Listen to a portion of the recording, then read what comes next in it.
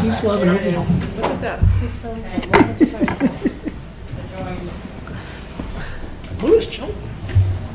Okay, you can join now. Is he- Hit refresh if it's not showing up. Yeah, he doesn't need to be there. That's for sure. Okay, so, Formally resigned. In more ways than one, are you saying? All right. He's formally resigned. He's with us in Little spirit. cleanup detail. Look at that. The power of the town clerk. all right, so now I have to enter. Be careful. Recording. Okay, roll call. All right, I am ready when you are, I believe. Okay, I'm going to go ahead and call the meeting to order for today. What is today? Thursday, May 21st, 2015, for our budget workshop session. Roll call, please. Councilmember Moeller. Here. Councilmember Dornbecker. Here. Vice Mayor Hall. Here. Mayor Dunbar. Here, please join in the Pledge of Allegiance. I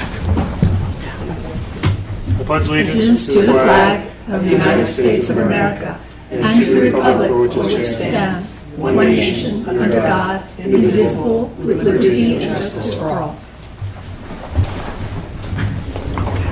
Next up is the adoption of the agenda. If there is a motion to adopt today's agenda, we are going to vote on that. Second. So, motion by Moeller, seconded by Dornbecker. Are you ready? Yeah. So, how are we doing the vote? I have to get to... Okay, here we go. So is everybody in the agenda thing? You have a roll call window in front of you? If you're I already in, voted. you have to be in the adoption of the agenda item. I don't get no items through that. Just click on number 4, adoption of agenda, It's complicated. in the main.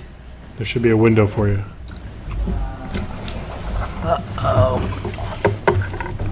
I'm going to recast my vote.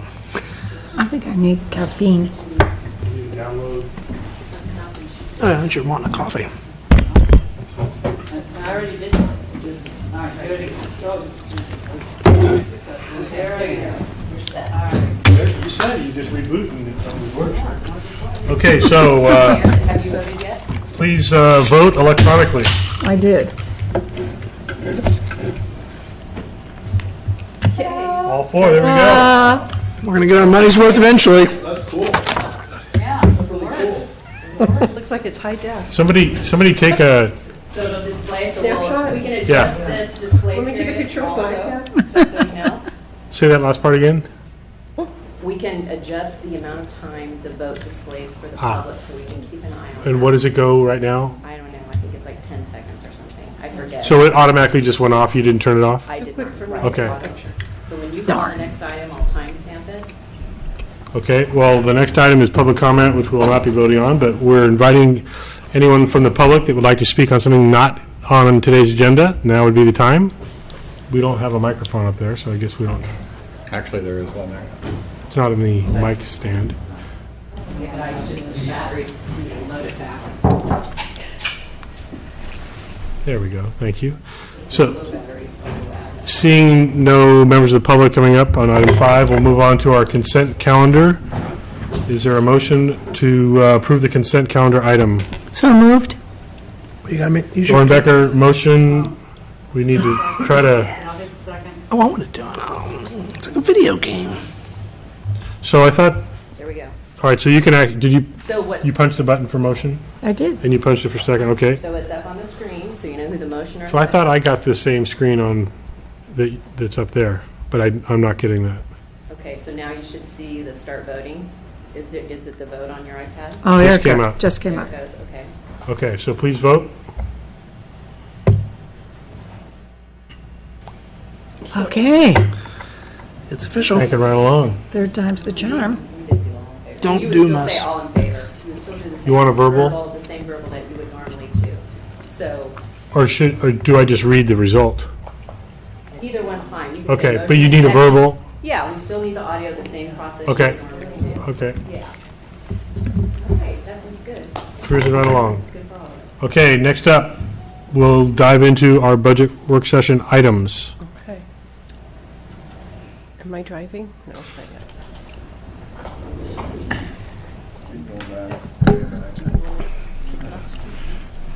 Are we jumping right into Public Works, or is there some intro? Steve's going to kick it off. Just very briefly, we're going to move quickly.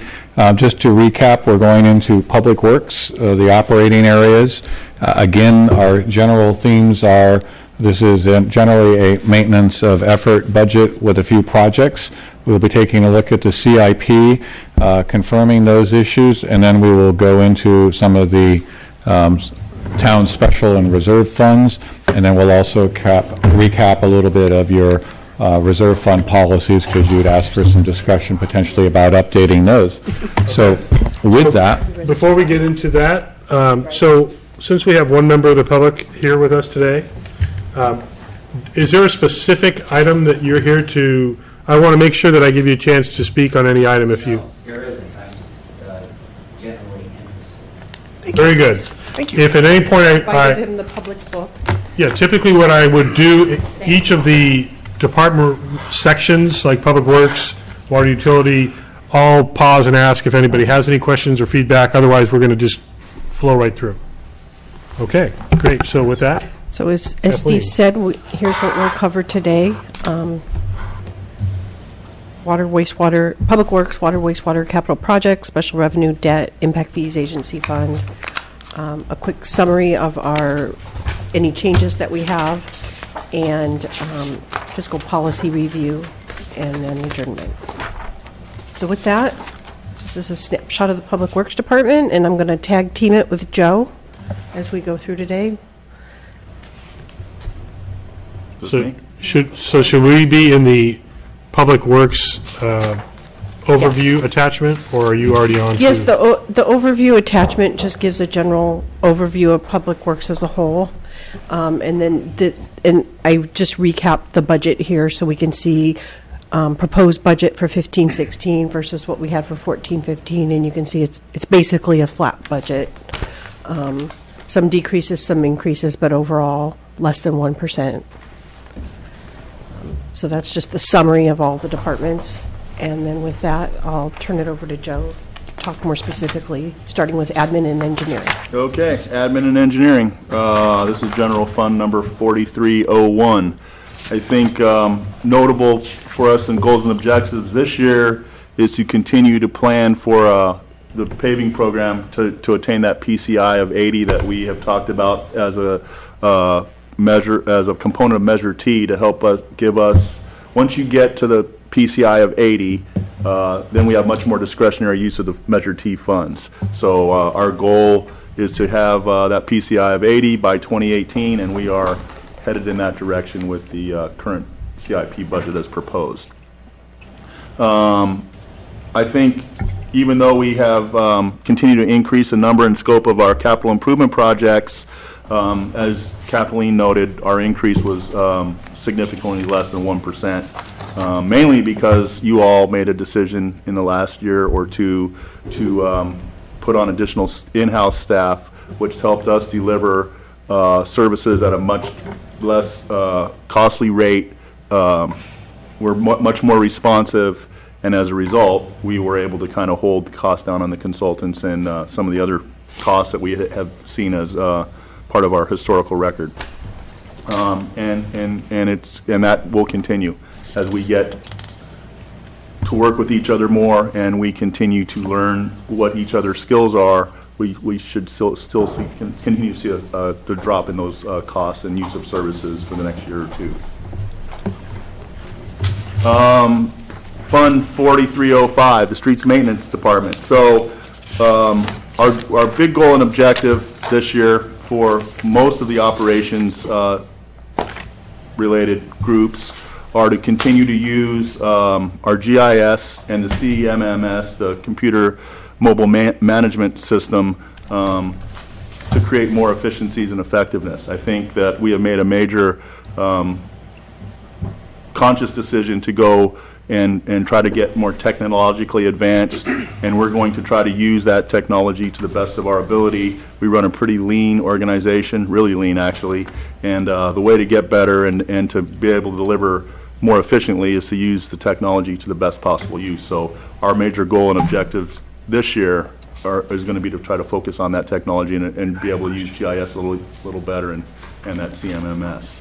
Okay, before you go on, Vice Mayor has a question for you. And I'm sorry, I didn't see where we had moved through the numbers. Are we going to go through the overview first and then come back to the financial or the budget projections for 4301? We can look at them now. They weren't a part of this slide.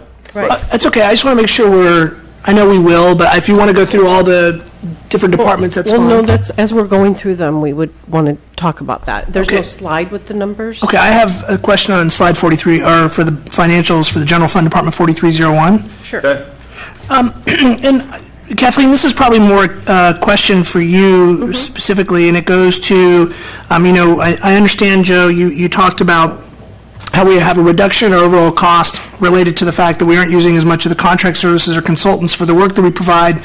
That's been offset, obviously, by the fact we brought in people, so that's just repeating what you said. However, I don't see the commensurate change in the benefits and taxes associated with this department. It goes from $136,000 down to $105,000, while we have a salary increase from $260 to $278. Is there people that have left the company or the organization that have had higher cost of benefits, or? Benefits did change, and they actually decreased, and that is a composite of different staff coming in and opting in for different benefit plans and having different numbers of dependents, et cetera. So it's built from a bottom-up, individual by individual standpoint. This isn't an allocation of some sort. Right. No, and it's individual by individual. Okay. Absolutely. It just doesn't, it's counterintuitive. No, I I understand that. think you're onto something, and I'll expand with what the finance director is saying. Public Works is over half of our employees, and it actually has some of the newer. You are starting to see the impacts of the change in our retirement structure, and that is having a big impact in terms of our cost. And then we have a different cost share for benefits with newer employees. And I think that's, when you see it, you'll see that more in Public Works. That's because we've introduced more new employees in Public Works. So that change out from a prior year as we adjust that. But yes, in our size organization, the benefit structure is tagged to the individual. Right. So occasionally if somebody changes, for example, family status, and they go from single to family, in a small department, you'll see that. Right. So And it good was just, observation. and my observation is just that it's counter to what I would have anticipated from a benefit standpoint, Correct. taxes standpoint. Correct. So, thank you. But there is direction to that. Any other, okay, back to streets and the streets maintenance. Okay, back to streets. Major budget changes in the streets department. We're going to continue with the sign replacement program that you all discussed and implemented a year ago. So some of those are already out on the streets. We're going to continue with that and try to take it out into the neighborhoods. We also are increasing, and you're going to see this throughout this discussion, an increase for additional staff training and development. So the regulatory environment is becoming much more focused on training and almost mandating training. So we are developing our budget to meet those mandates and regulations. Any questions on 4305 for the line item budget? Councilmember Mueller? I'm not sure exactly which section it goes in. Maybe it's CIP, I don't even know. But something that really isn't in any of this that I would like to somehow keep at least on the list is some park lighting. Especially, I'm talking about the route between Heritage and along Glory Summit. And to me, I really think it's a safety issue because it's really, really darkens a lot of people. Okay, I think this is a good conversation, but I would also say the current policy of the town is that our parks and paths are a dawn to dusk. And we actually don't put lighting in because of a concern. The only area that has lighting was installed by the Affordable Housing Project because that section of the path is a dual purpose. So this is I think, a good conversation that the council would want to have, and we could consult with Park and Rec, but it will have an increased cost exposure because when you start adding lighting on one section of a path, I'm going to anticipate that you will see an expectation of lighting interest on all the other areas of the path. And I want to remind everybody that and lighting's not necessarily going to be universally welcomed in some neighborhoods because they won't want to encourage additional traffic. For example, we have a path system in Forester, the Washington Park neighborhood. We have an internal path system in those. So I think if it's something the council would like, we are adding lighting in Yountville Community Park along that. But I just want to say, as we tread into the pathway system, right now the council policy is consistent with that. We can certainly give you some cost estimates and look at it, but in many of those cases, if we were to continue lighting, but I think, that is something that we can put on our discussion point and bring back to you with more information. Yeah, I'd just like to see the cost. I walked that path a lot. It's the main path, the community center for several neighborhoods. Which path are you talking about? This is what I call the Bardessono path. Yeah, the backside right along the creek. Right, and I just see so many people, in the wintertime with their phone flashlights, trying, it's just very dark. And, I would just, like you to just like I said, price, I know, maybe two things I just, one issue at a time. And you have your current council policy, we can reevaluate that. Once you start lighting something, then you have ongoing maintenance and expense and various things, and we'd want to map all that out. And is there going to be an area that you want to light versus not light and things like that? So it would take some There was broader- major pushback when we got, not major, there was some pushback when we put signs up that were legally required at entrance and exits to paths. I would be surprised if there was not serious pushback on additional lighting of pathways, especially at night, because it does encourage even more use at night, which if you have the house that has a fence right up against that dark walkway, do you want the light shining every night? And maybe bollards would be low enough voltage, it wouldn't be intrusive, but We'll do I would not just go rushing forward with I'm just that saying, we concept. don't have it in the current budget. There is money in the current budget to do lighting in Yountville Community Park. The proposed budget will show that, but I also want you to know there's a reason why that hasn't been. And I think what I would encourage, staff will do some homework, and then this is a good discussion topic to start with our Park and Rec Advisory Committee. And I will share with you, we get phone calls periodically on this issue, both wanting more and opposed to it. And again, it depends on the path and the neighborhood. Let's take advantage of our Speak Up Yountville and some of the other tools that we already have We'll in do place homework. to get direct community feedback. Well, I'm just saying, we'll do some cost analysis and look at Well, it. I hesitate to put a lot of cost analysis and staff time into it, and let's maybe do a free outreach to the public and see if there's interest, and then we can worry about staff time and cost analysis. That would be my recommendation. Let's find out how big the interest is, if it's townwide, if it's specific to certain path sections or neighborhoods, and then we can look at it in a more targeted way. I think that point is important, the targeting, not just, does everybody want this or not? Just, do you really see a specific need in certain areas? Well, Fennell Road got a couple street lights that made a big difference when Fennell was very dark at night, and that's more of a public street, a main sidewalk as opposed to a pathway, where people are choosing in some cases to use the pathway system. Sidewalks, sometimes you have no choice but to use the sidewalk, so I think we've covered that unless there's any significant point to be made. Okay, I have a comment.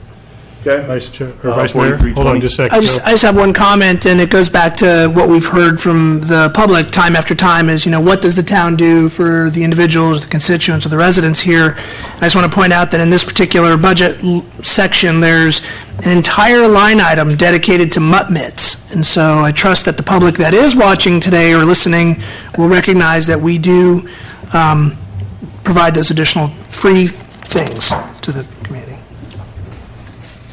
Well, I just think the topic you're talking about, the town has a fairly extensive open space path network, all of which is passive recreation, all free, so there's a lot of infrastructure costs built in Right. to support all of that. Right.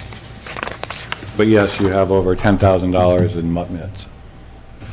No, 3,000. And I've noticed that some residents find creative ways to use those mutt mitts, including gathering of fruit off of The other one's in other people's trees.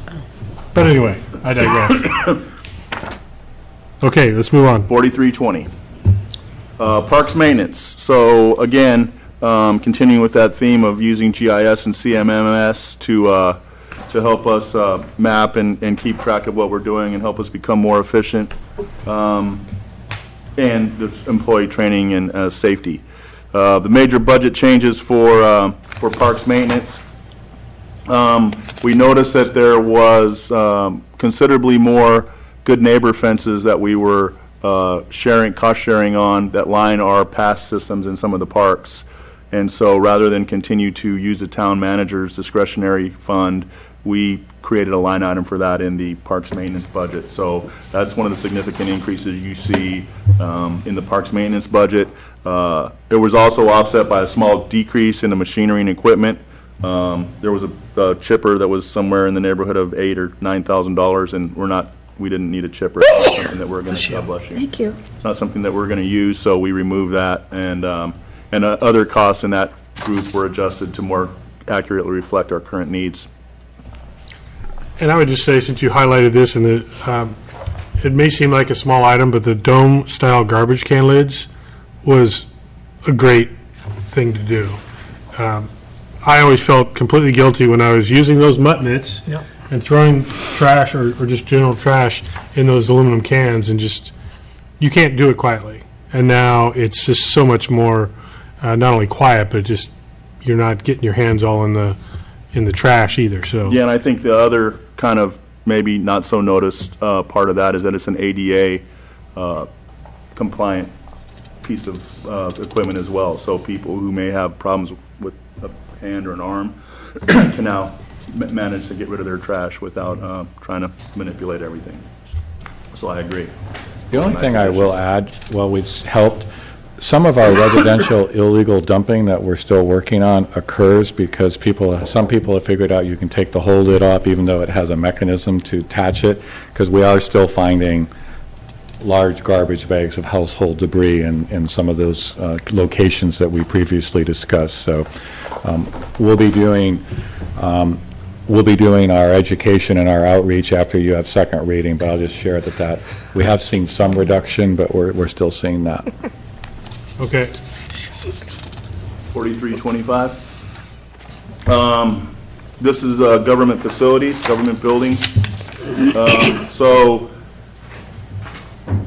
I think that, again, this is one of those areas where as we get more equipment that requires a more technical background, we need to have our staff be able to manage and maintain that equipment. So there was a slight increase in that kind of training this year.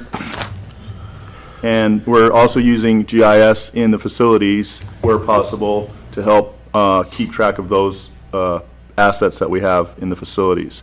The major budget changes this year in the building division included an increased cost for janitorial services at the library and the sheriff's office. I think we also had a discussion in an earlier workshop about the IT transferring the cost of our wireless network and security lines to an admin group, which more clearly reflects what they do and is under the IT group. So that was a $10,000 change in budget items. Was it that $46.99 you just talked about? Or are you talking about contract services? That was under contract services. So yeah. 4210. 4210, yeah. But you have allocated IT costs, those are ones that are remaining in this? Yeah, and I think that it's actually increased. It's also fair to say that our allocated IT costs have gone up almost in almost every operating unit you look at, and that just reflects the fact that we're using a lot more technology. Everybody has tablets now, right? Right. Yeah. Right. No other budget changes, and only a few minor increases in budget numbers, and mostly in an effort to improve the safety, look, and quality of the town's public buildings. Okay. So that's the end of Public Works section. That is. So we are going to take a vote. Is there any further discussion or questions on this section?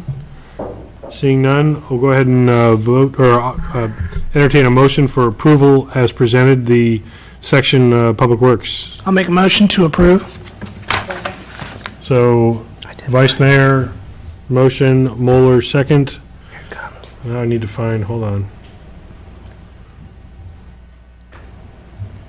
What do I need to do differently? I need a signal. I'm doing my steps too, so that's I'm switching and then starting the vote. So did I start the vote? Well, I made the motion, and then it disappeared, and now it's back for a motion again. That's strange. So can you tell me what you're indicating, and I'll mark my box? I'm going to go and I'll make a motion, I'll second. and Margie will second, like she did. Maybe it just was timing. I think it was timing. Yeah, we're just the PowerPoint. There we go. Is that better? Okay.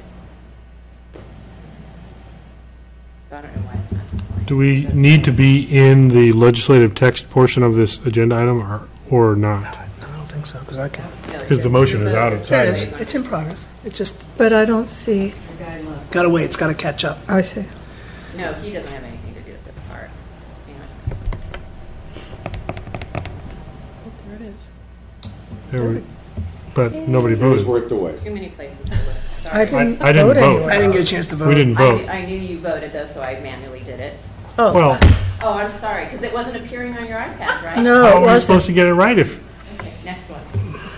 that would be 4 yeses provided by the town clerk? Not really. Okay, so We're That gonna need to go on to is one. approved. We're going to move on to 8B, Water Utility Enterprise Funds. Yes. Okay. Can we switch back All to right. cut? I'm going back. Yeah. Michelle's got her, There's a lot of all things to her, switch. all her gadgets and remote controls You going may, here. you may regret the fact that we're doing it here because we have so many sections we're going through. Good practice. It's good Will practice. be yeah. good practice. All right. Okay, so we're back to where we need to be. Yes. All right. So Water Utility Enterprise, just a quick overview that we have our operating fund, which is where we account for our water revenue from user fees. And then we have our operations and treatment and our purchases and conservation departments. We have a capital improvement fund, a drought reserve fund, and our impact fee fund. So just broad-based, our budget projections and key assumptions, that our revenue projections include the January 1st, 2015 rate increase. That was the last of the 5-year rate increases that council approved. The water operating fund is estimated to have a fund balance at the end of June 30, 2015 of $912,000. The town has adopted a drought ordinance, and we're actively promoting conservation, and you'll see some of that in the budget. And the budget increases in general include some increase for allocated IT costs. Like we said, that's kind of a theme for Public Works this year. Contract services are increased to include a cost of an updated rate study, and then projected increase for water purchases and conservation rebates. So we'll get into those a little more as we go through. So this is just showing an overview of the revenue. We have what was budgeted for 2014-15, what we're estimating for 14-15, the 15-16 proposed budget, and then the increase, which I did based on what we're estimating. Because we're estimating slightly lower than what we budgeted, and I think it's a combination of the rate increases have decreased usage a bit, and then conservation has also decreased usage a bit. And even though a component of our bill is a fixed fee, there's also a usage component, and people have been conserving. So we are estimating a 6% increase overall for next year's revenue. Can I ask a question? Vice Mayor, Yes.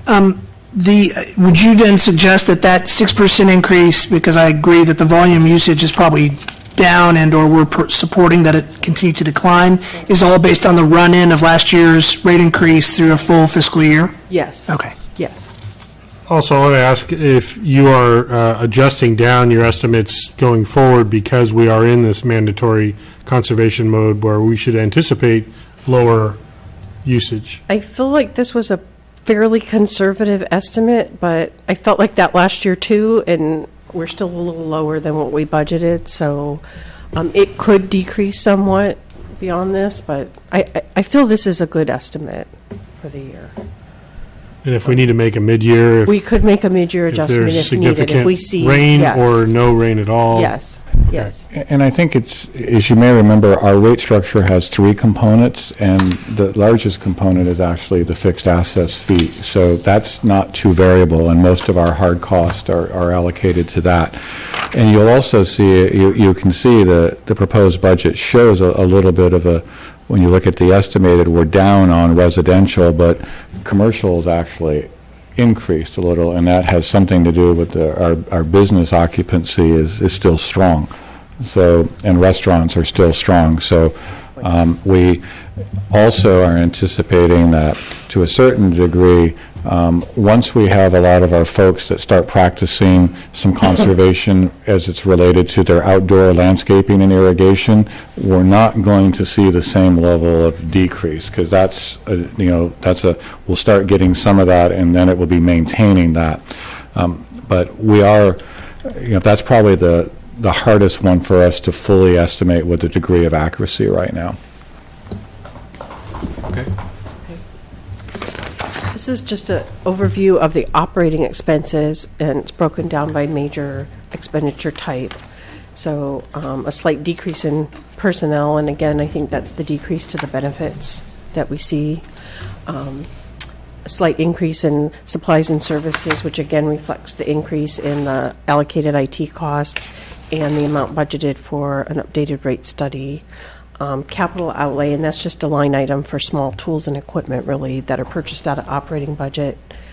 Our water purchases, which we'll get into in a later slide, but we're estimating that to be a 10% increase, and then depreciation. So overall, a 6% increase in operating expenses. So here's a slide that just reflects the last few years of operating expenses versus operating revenue. And you can see the water fund has really, it's grown, and now the revenue is clearly covering the expenses, and it's providing additional funding to help finance our capital needs, because those have been put on hold over the last several years as we built up some monies to do projects. So with that, Joe. All right, here we go. So operations and distributions, Water Fund 4505. So goals and objectives for this year, we would like to develop a more robust program to maintain and monitor our system. That includes some valve exercising, some optimize our meter reading, and some mainline flushing as well. Major budget changes, it's actually, it's increased due to a planned water and sewer study, and that is actually, we're splitting that cost between the sewer enterprise and water, $15,000. It's a $30,000 cost, so $15,000 Right. is borne by each. That 7,500 is incorrect and will be corrected. Should be 15,000. So a quick question before you move on is, when I see rate study, getting back to the last workshop when we talked about general plan funds, you'll be breaking down general plan monies based on the different elements within the general plan as we're updating them, and are they going to be allocated, or is this completely separate? It's a It'll be a separate totally analysis, separate Mr. section. Mayor. The general plan, I don't know that, in all honesty, that there's an allocation that we can allocate back to the enterprise funds. I'm just thinking, the reason it came to my mind is we're sitting here looking at a rate study.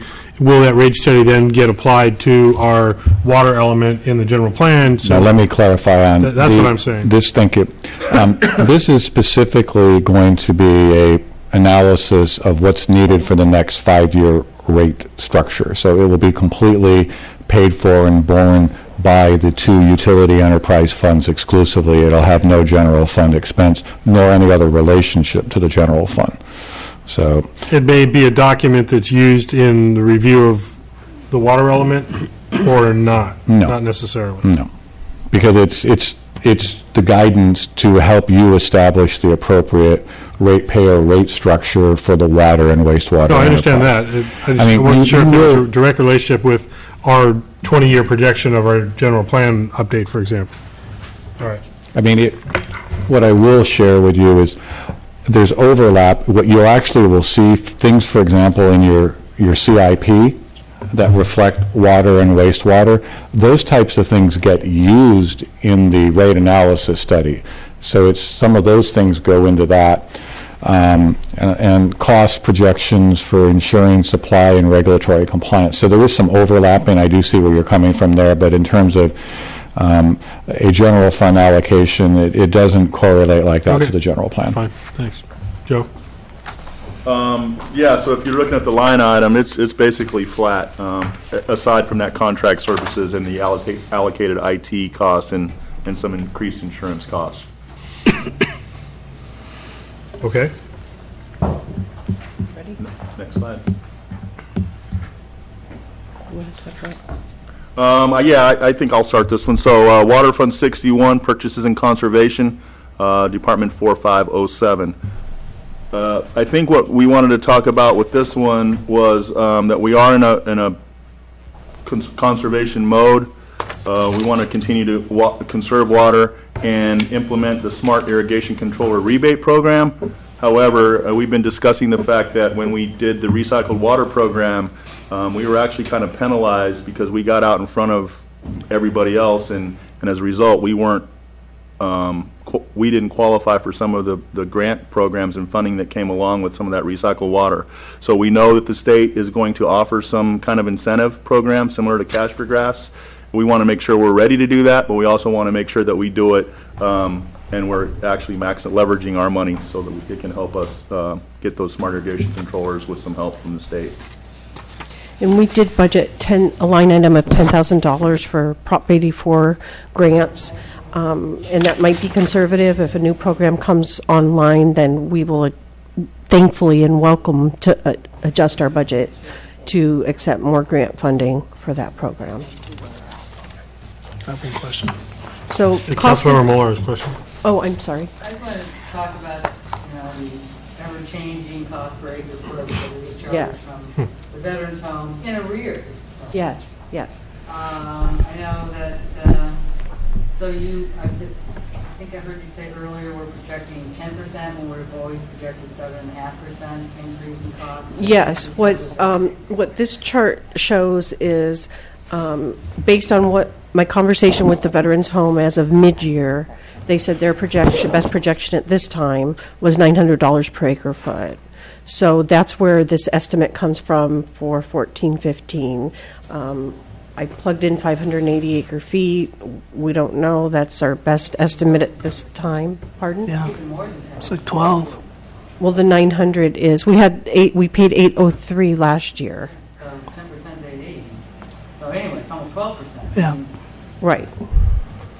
It's just so hard not having. It is hard, and this- any control or This rhyme or next, reason this for next it. slide shows that, it was climbing, then it dipped, then it climbed and dipped, and now it's climbing again.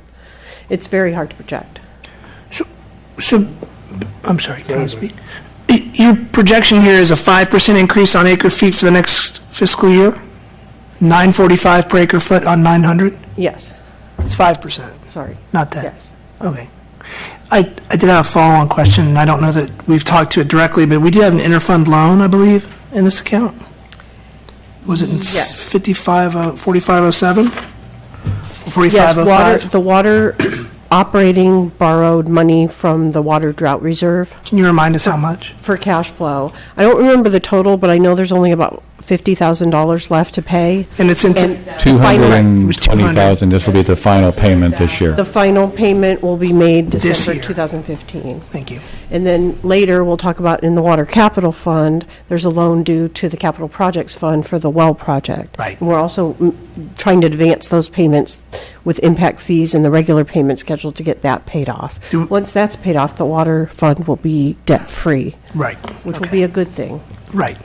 Just want to make sure we suggested that because I saw that one of the uses of cash was to finalize the payment Yes. off for this particular, Yes. for this water enterprise. Yes. Okay. Yes. Could you go back one? I just wanted, nope. Sorry, this thing's touchy. There we go. So estimated Sorry. 14, 15, I swear. That's where we're going to close June. there we go. Yes, Okay. so estimated for 1415, I mean, it's our best It's guess. 900, okay. 580 acre feet at $900. I just wanted to make sure I was lining up those dates Right. the next And graph then the next slide showing- shows, I wanted to keep this history on here, but then the next Okay. slide shows that we're projecting for 15, 16, 945. And then, let me see. what I have month? My note. Do we learn the And we're actual? projecting 610 acre feet for next year's budget. And After they close their books, the Veterans Home, usually in July to August, we get our final number.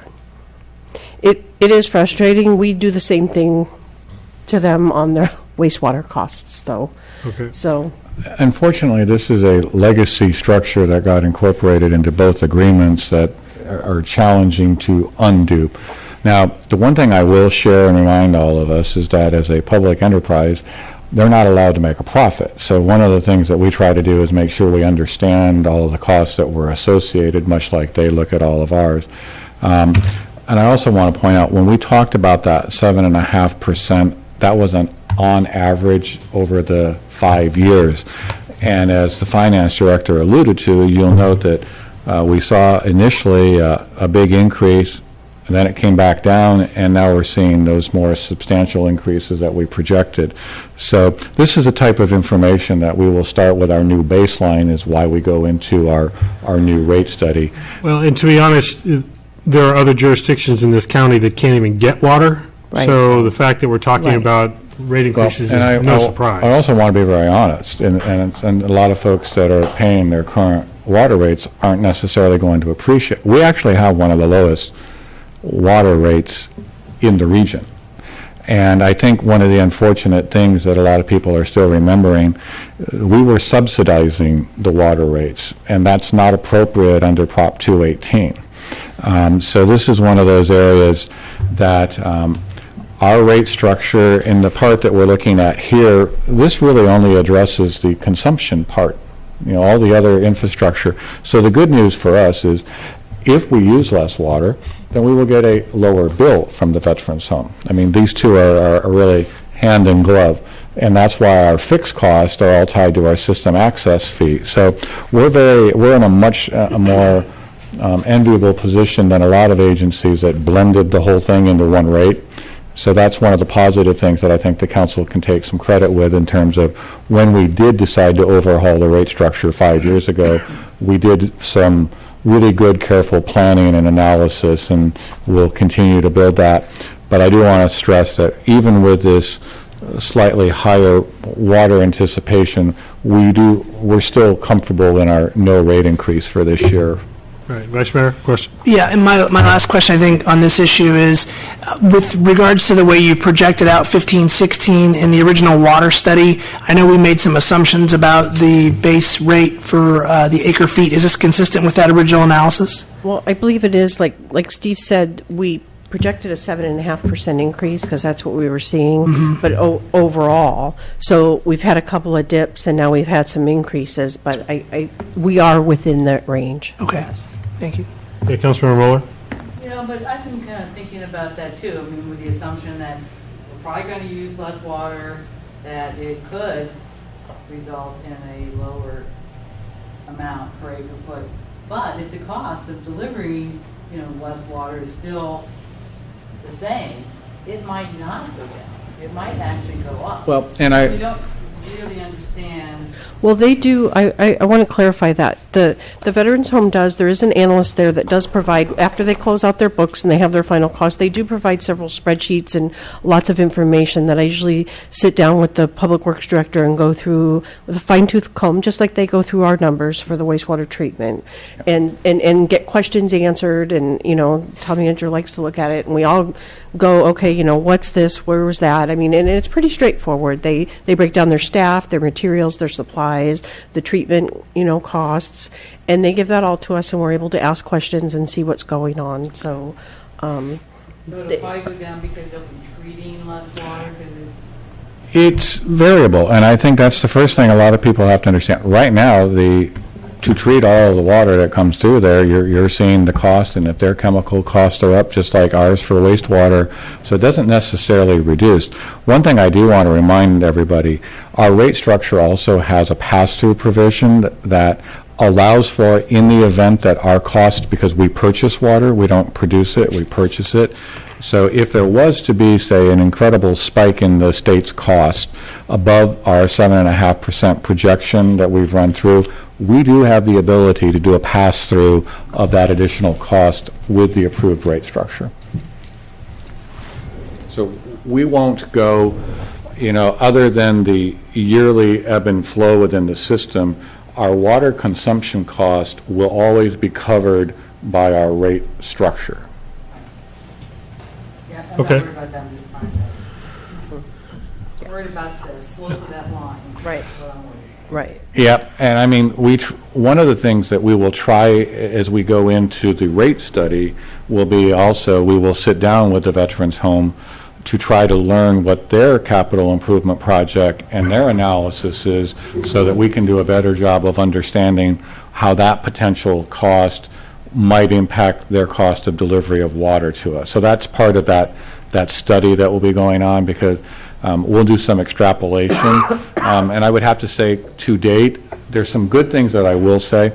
The last 5 or 6 years, the Veterans Home has spent significant money on getting their infrastructure cleaned up there, the same way we have on our wastewater treatment plant. So both sides believe that we're at a more level, but we need to have that conversation. The other thing that's always is, like, we talk about regulatory compliance. They are subject to, and I'm going to be wrong with the agency, but the dam regulation requirements, and here I don't mean that in the negative, but it's the dam regulation, and there's different requirements, and if they come in and have to do, and if you may recall, about 6 years ago, a real big spike there when they had to spend some real significant money to get in compliance with that regulatory. So that's the part we need to better understand, and that's part of our ongoing conversation. And I will say that we have, I think, good dialogue, and we're at an era where there's better understanding and communication between both entities, and we like to make sure that they're aware of our system. We bring them out for tours and things like that. So I think the relations are good, but both sides are influenced by decisions made in Sacramento. Yeah. Any other questions about this line? Okay. Next. Okay, Water Utility Capital Improvement Fund. We do have system replacement fees, as Steve spoke about earlier, and those are committed to capital projects and get deposited right into the capital projects fund for water. So this year, we're estimating $76,500, and next year, we're projecting $85,000. But because the water operating fund has also built up a fund balance, we're able to transfer $200,000 from the water operating fund into capital to fund some improvements this year. And as I said earlier, the water capital fund does have an outstanding loan to the capital projects fund for the municipal well project done back in the day, and that balance is $112,000. And we did use some impact fees that were collected from the subdivision development over in Vineyard Oaks, and we paid that down to a degree. We have a little more impact fees in the bank now that we'll use to pay down some more, and we're getting that paid down, so that feels really good. Question about, are you maybe about to go over this 4016? Maybe this is a Joe question. The main flushing. Yep. There are ways now to do that without literally flushing water down the street, down the drain, and so Yeah. we're reclaiming some of that water. Absolutely, all of it. All of it? 100% of it. So let me just take you through some of the more notable items on this budget. By the way, we're in attachment 5 on the water utility capitals, if you're trying to follow along. So pressure regulator station upgrade. Earlier this year, we had some design work done on the one out front here on the building. That came in significantly less than what we had budgeted for. We budgeted around $85,000. I think we're getting it done for under $30,000. Mainly because we had some consultants come in who offered an alternative that we hadn't considered, which was bringing it up out of the ground. So that paid dividends in a few different ways. Number one, the Department of Water Resources was concerned that that vault was continually underwater, and because it's drinking water, there is the potential for some contamination if some of the devices fail. So we were trying to struggle with how to dewater that vault, And we had some consultants that advised us that they could bring it up out of the ground, set it up here on the corner. We're going to put some shrubbery around it, kind of hide it from the public, a cage around it, and as a result, we saved about $50,000 on that little upgrade. So we're going to use some of that savings to do the pressure regulator station upgrade out on Fennell and Crossroads, and we're going to try to do a similar type of a situation. We're going to move it from, right now, it's basically out into the travel lane, headed into town, westbound. It's really tough for our crews to get in there. It's in a really tight space, and it's almost impossible to maintain. So we're going to try to get that thing up out of the ground, get it over onto Fennell, and get it somewhere where we can maintain it, have an eyeball on it, and hopefully at a considerable savings to what we would have ordinarily had to pay to do that. So we're pretty excited about that. The next item on there was the fixed network meter reading project that we discussed earlier. So this new product that we have been looking at is actually going to allow us to do a few different things. Right now, we have a staff member that drives around once a month to collect the meter readings. New technology now has a system that basically uses cell phone technology that will broadcast that information back here to us. We'll set it up through Springbrook so we can do billing through that. No more driving around to collect data. In addition, the user, the customer, will be able to look at their water use rates on their smartphone. So they'll be able to know if they're out of town, if they're a second homeowner out of town. They'll know if their usage is going up. Maybe they have a leak that they didn't know about. People who have had leaks and had to wait till their bill has come out to see that they had a leak, now they'll know. Their phone will tell them when their usage is out of the normal, and we think it's a fantastic piece of technology to be able to put this in. It's a really simple device. It doesn't require any extra servers, no extra radios out hanging on telephone poles. It's completely cell phone technology, and it's really affordable. So we're excited about that. The next item on the list is one of those replacement fund type programs that we have on an annual basis. If we have some service laterals that we need to replace, we use this fund to do that. However, if we don't replace or use the total fund balance, it goes into fund balance so that we can program other larger projects similar to what you get on Yount and Madison. So we are able to use fund balance instead of borrowing from another fund and paying it back. The next item, 4016, hydrant and main flushing. That's what the mayor was discussing. We just had a conference call last week with the company that does this. Actually, now agencies are buying their own trucks to be able to do this. I don't think we need to do it because we're too small, and for what it's gonna cost us is pretty affordable. But basically, they come in with a truck with a series of filters that filter the water. So we're concerned with the sand that still could be in the system and the anthracite. We think that it's mostly out. However, we have not flushed in quite a while because there was some concern that we would flush the sand back into the network, and then we'd be back where we were 10 years ago. So this gentleman has dealt with that before. He assures us that they will remove all the sand from the system, and they basically hook up to a hydrant and hook up to a hydrant downline. So they're basically taking the water in, using a series of filters, and they polish it a little bit, and they put it back into the system, so there's zero water loss. It's phenomenal, especially now with the need to conserve water.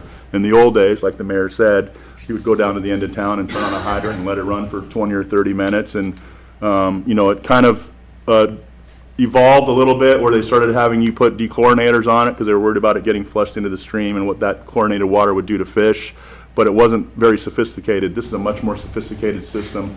They think they're going to be able to do it in about a week, and we actually think this is a very conservative number. So we're looking forward to being able to flush the system. It's required by regulation. It's good for the health of the system, and we need to find out and get that sand out of the system so that we can continue a good flushing operation.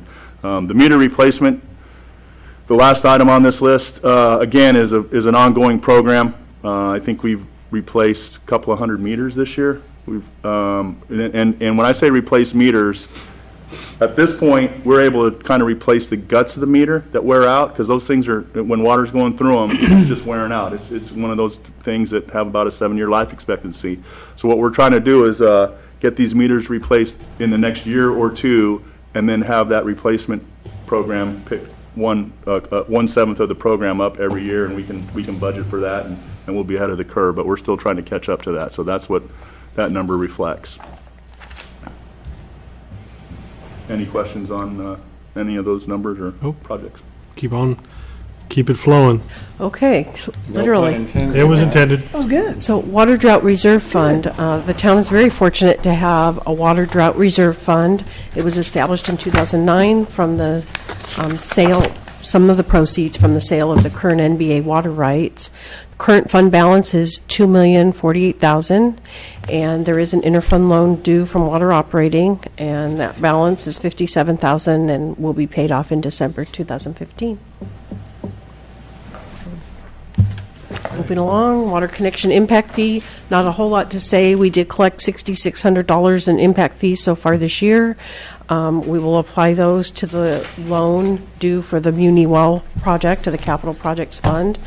And any impact fees collected for future development, which we do expect to be fairly minimal, will be applied to the loan to expedite repayment.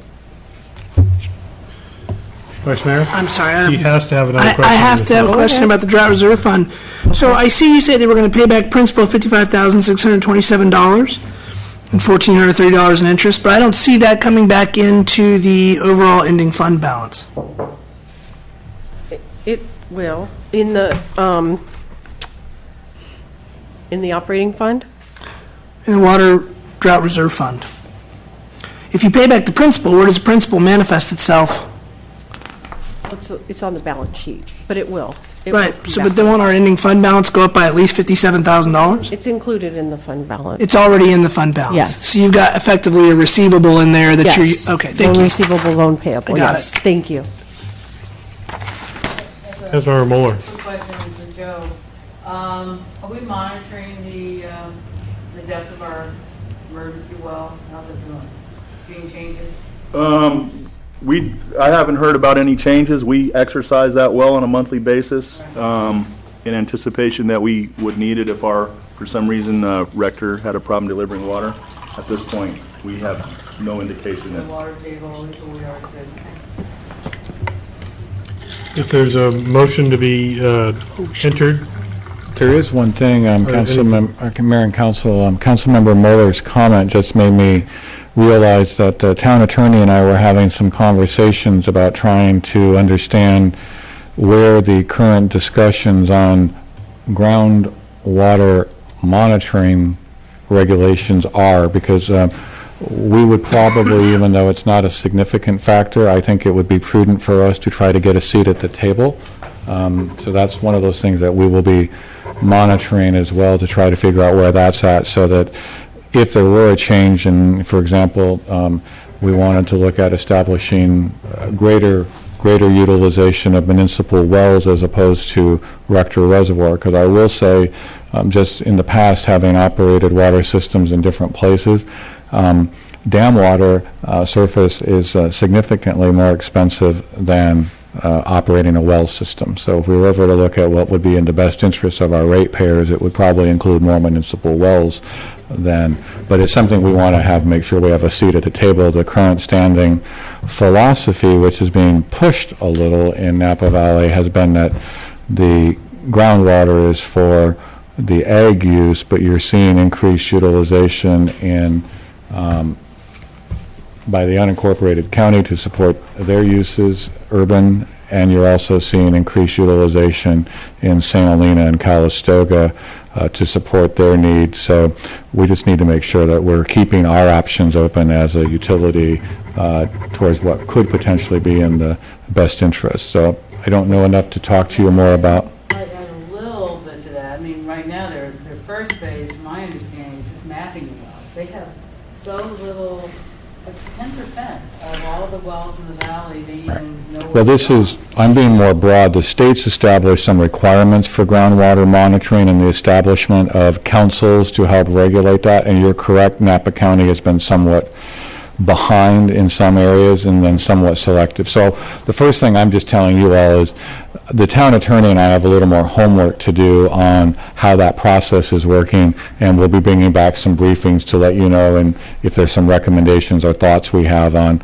or what we see we might need to do. But it's just something, we don't often think about groundwater supply management in Yountville because we don't utilize it. I'm just suggesting that we want to cover all of our bases and be a little more protective if need be, and we need to do some homework on that issue. Well, I'd like to bring up that we discussed this too at the Watershed Information Center and Conservancy, and they are expanding their well monitoring throughout the county. And so they haven't discovered all of the wells, but they are getting cooperation among property owners to, I think they're up to like 70 or 80 wells that they're monitoring at this time. But that's monitoring, but that's just the ones that they know about. Right. And I don't know, we would probably report our numbers to them, I would imagine, or not, I don't know. It's a voluntary program, so. Yeah, and I think that's a good idea.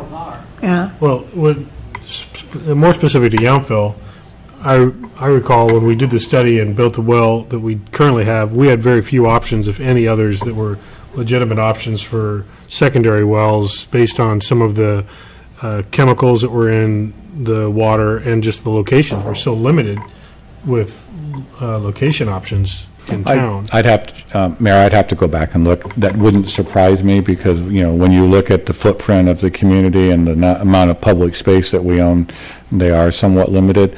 And again, we're talking both about what the county is doing and then the state law that is requiring that there be these programs and systems in place. And that's what I'm basically saying is we need to see where Napa County is going in compliance and make sure that if there's an opportunity that we should be invited to have a seat at the table, that we have that. And we just don't know where that's at right now.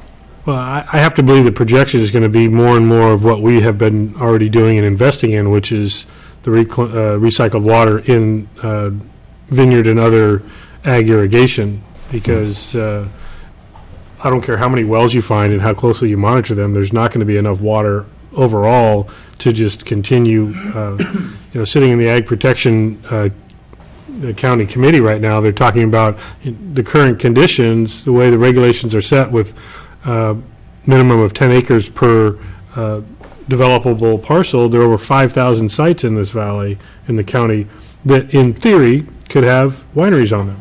And a winery use is about as water dependent as anything. Right. So, the county has much broader issues pending than we do. That said, I think reviewing the study that was done back when we were identifying sites and seeing if there's any viability to other sites, it certainly doesn't hurt in case there's anything to update in that information. I just remember we were extremely limited in our options. So I'm going to make a motion that we approve. Come on, somebody hit that second. So moved by Dornbecker, seconded by Hall. There we go. And it's a unanimous vote yet again. And then on the next item, would you all like to entertain using your request to speak feature on your iPad? Well, the problem with that, though, and I was thinking about that earlier, Michelle, is that when we have to go back then out of where we're looking at the information in order to request to speak and then get back to where it was. It's not in the different pages, it's just on the item details page. Yeah, if you're in the attachment, that's what you're talking about. If you're in the attachment now. And that, if I have a question about a specific amount of money or whatever, I think that's cumbersome. Well, what it might require us, I can't see that, so. yeah, what it might require us to do is hold questions to the end of the presentation, or the end of the item, so that instead of us interrupting as they go, we have to wait, like for the next item, it's wastewater utility operating fund summary. Once that item 1 is presented, then we can ask a question, but in the middle of it, we shouldn't. So that would allow us to go back and forth. Okay. Well, it's important that I think that we continue, that we keep a structure so that we're able to identify. I know it's easy for us to forget when we're sitting in this room that we know who's saying what, but when it's recorded or when it's being televised and people are just speaking, people may not know to whom those comments You understand should what be I'm saying? attributed. I'll leave it up to you. Can you I agree. capture or not? If, I think it would become a new protocol that we could get used to. It may be awkward for a little while. It wouldn't hurt it, as I think Michelle just said, if you have the opportunity to go ahead and hit the request to speak, let's see how it goes. And if it becomes so cumbersome that Okay. it doesn't work, then we can throw that part out. Get them to rewrite their software. So essentially, when you request to speak, the mayor will see a notice on his lower right screen. that No, I understand that, forward, but, and then it'll- so now I'm in, I'm just saying it out Yeah, loud. you go from attachment, you have to go back to the main Right. agenda, hit the button, but you can go right back into the attachment. yeah. Yeah. That's why my budget book works so well.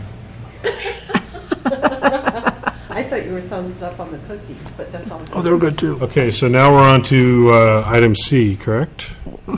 Wastewater. Okay. So we have several funds. We have our operating fund, which accounts for the revenue that we collect from our customers, including our reclaimed water sales. We have, for accounting for expenses, we have our collection system operations, and we have our treatment operations. And then we also split our capital into two separate funds, one for treatment capital and one for collections capital. And then we have our impact fees. So with that, our projections and key assumptions include, again, the January 1st rate increase, the last of the 5 years. And we have our Veterans Home is our largest customer, and they pay approximately 50% of all the treatment operating costs. And our operating expenses are increasing by about $65,000, and that includes overall increase for services and supplies, and that includes contract services and insurance. And part of contract services is half of the cost of the upcoming rate study. We have increased to allocated IT costs, reflecting the new technology, and increase in staff development for training, certifications, et cetera. The fund balance projected for wastewater operating fund at the end of June of this year is $389,000, and of that, we need to reserve $210,000 for future debt service, and that's required by our state revolving fund loan.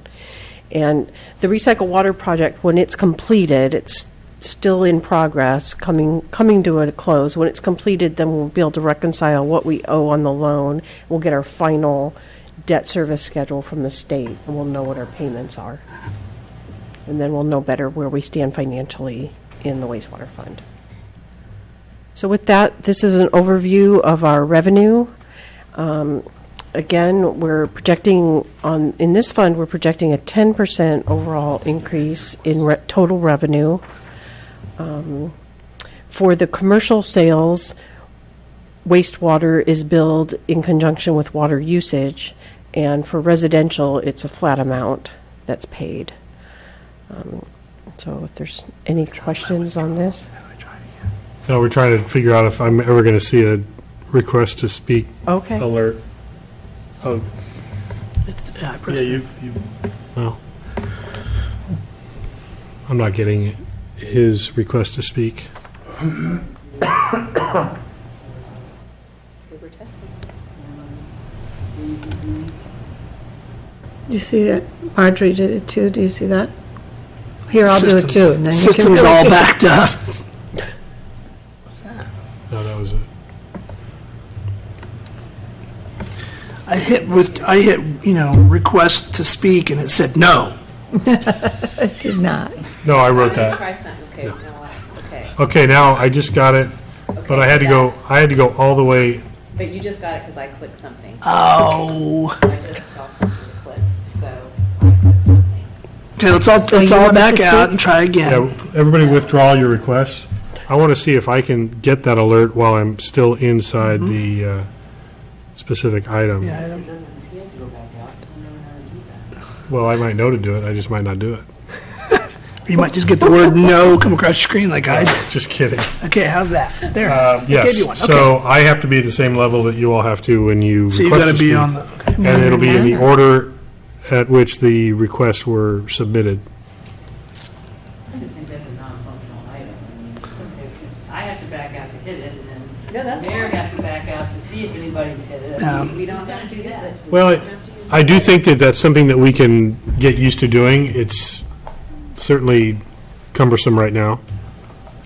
But it is helpful, if it's an item that there's a lot of discussion going on, to respect someone, who's, yeah. well, just to respect who's trying to speak and maybe hasn't spoken.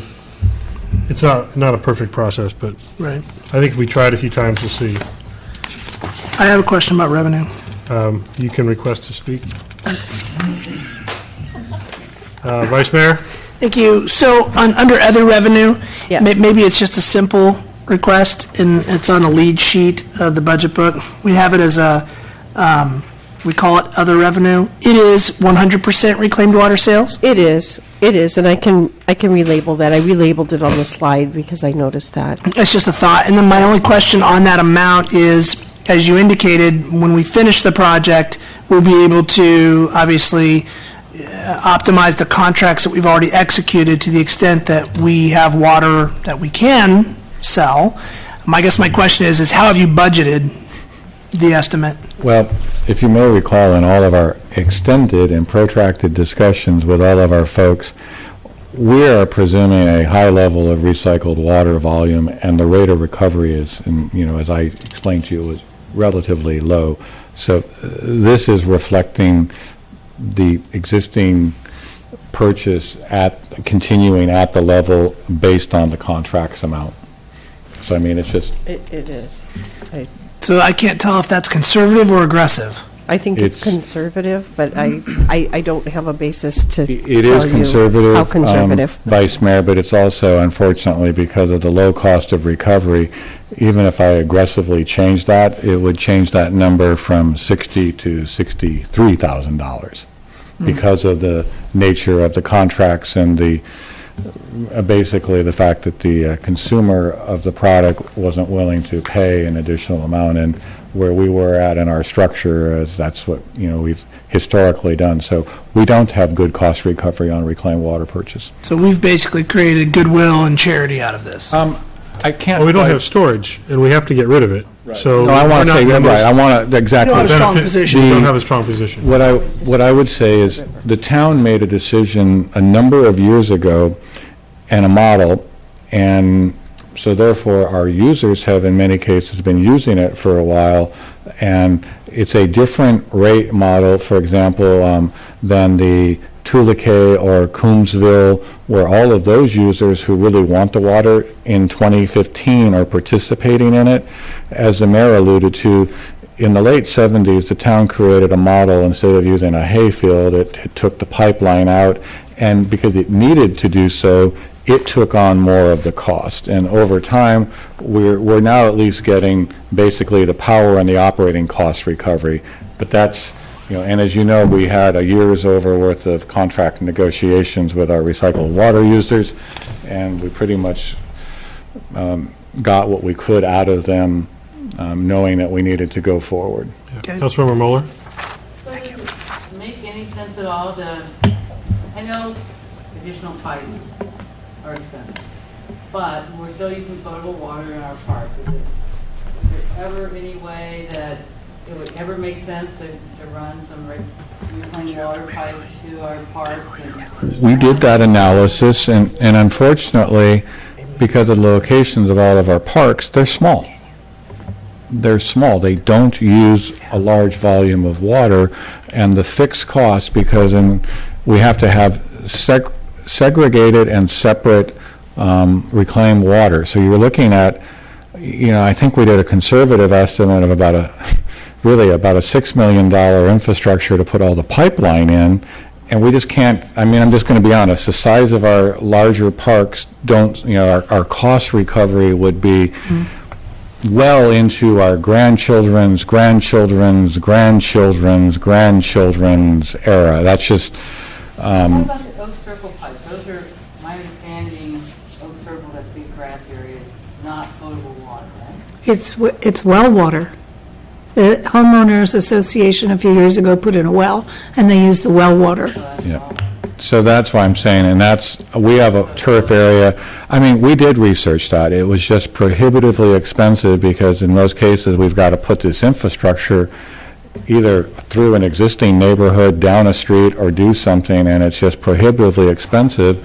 And most of our parks, while they're big for Yountville, if you really want to look at them, our Veterans Memorial Park, for example, is really, the turf area is maybe the size of 6 single-family home lots. It's just not, the volume's not there. If we had like the large sports complex that Napa has at Kennedy, it might make sense. We just don't have that volume, especially when we, and we're trying, but we did do that look. We even looked at, all right, Veterans Memorial Park is kind of close. Maybe we could just do a little squib line up. But the other thing that was really interesting in the discussions, our recycled water users did not want us to be a customer because we were taking away water that they now want. Yeah, but we might pay more for it, Well, anyway. we had what was supposed to be a very advanced reclaimed water system in our Epic lawn at the community center that proved to be ineffective with the footprint that we had. It's meant for significantly larger space. I think, Mayor, there's a couple things we've now learned, which won't surprise anybody at this table. One, the system was installed wrong by the contractor. And secondly, that uses, it's reclaimed in a different way because it uses water drainage from the site, and then it's stored, and then it pumps and circulates it. The good news, and Joe can allude to this more, but when it was reinstalled and adjusted, assuming we get rain, because the first thing I'll say, in order to use runoff, you have to have rain and then to go in. There's an expectation that the Epic system will actually perform better. But in our case, to your point, we have to have a parallel system because we're still dependent on water storage from the wet, rainy season, and when we use up that supply, then we have to augment it with other water. I think we covered it. We've got water covered.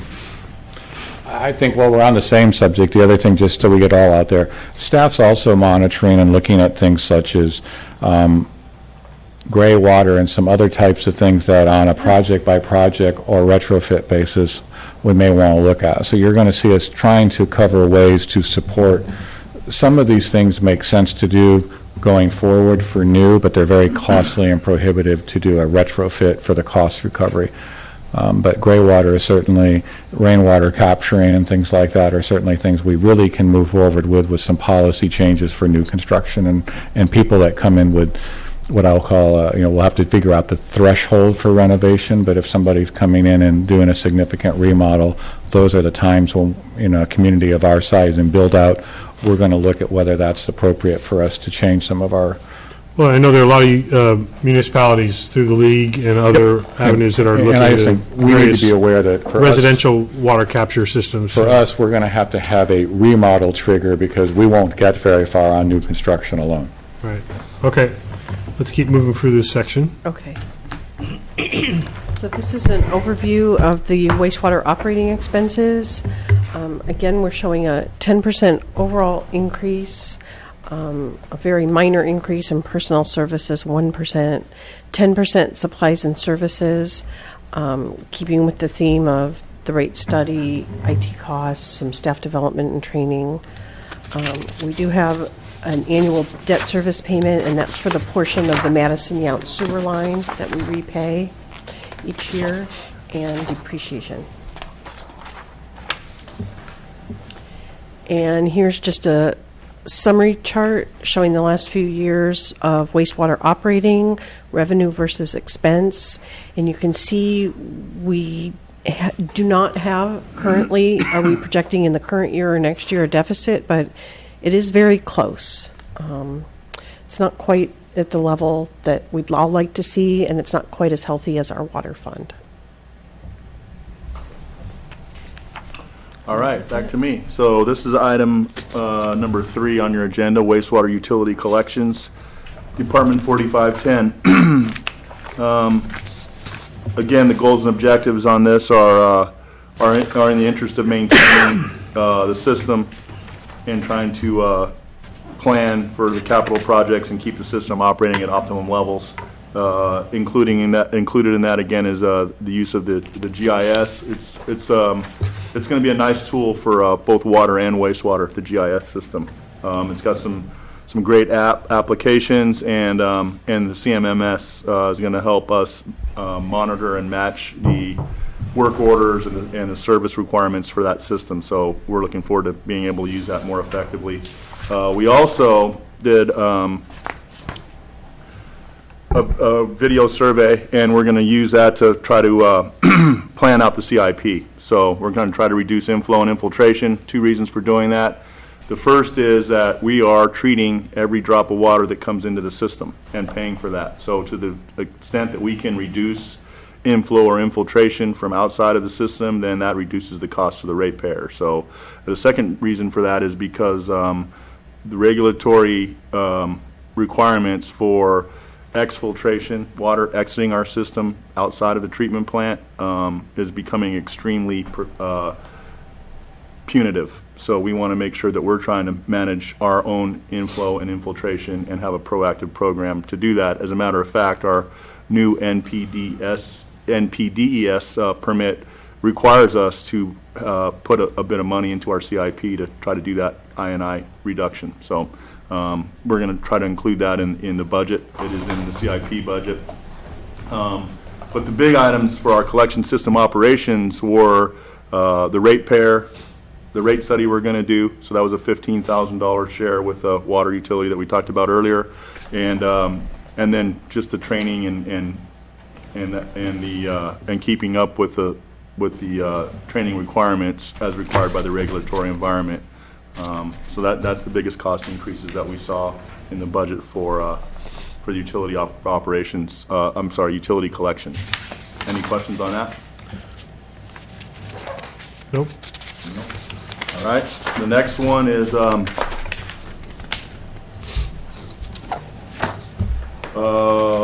treatment operations. So that is number 4, your attachment number 4. Fund 62, Department 4515. We've spent an awful lot of money on wastewater treatment in the past couple of years, mainly on the recycled water system.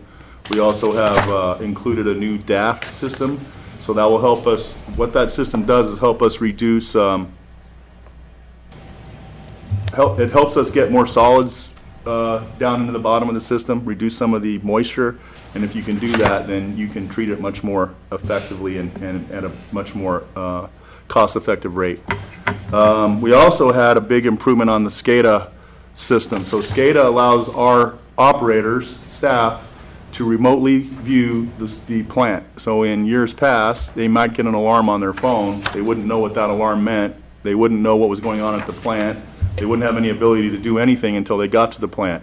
With this new implementation of SCADA and their smart devices, they are now able to look at the plant, in fact, make changes to the system from wherever they can connect with their smart device. So whether it's at home, on the road, at a coffee shop, wherever they get that alert, they can then look at the system, see what's going on.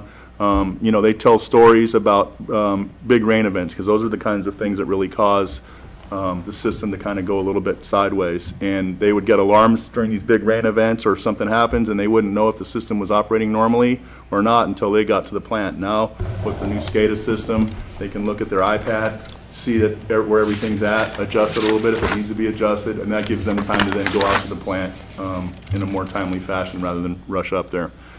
Major budget changes for this for this department.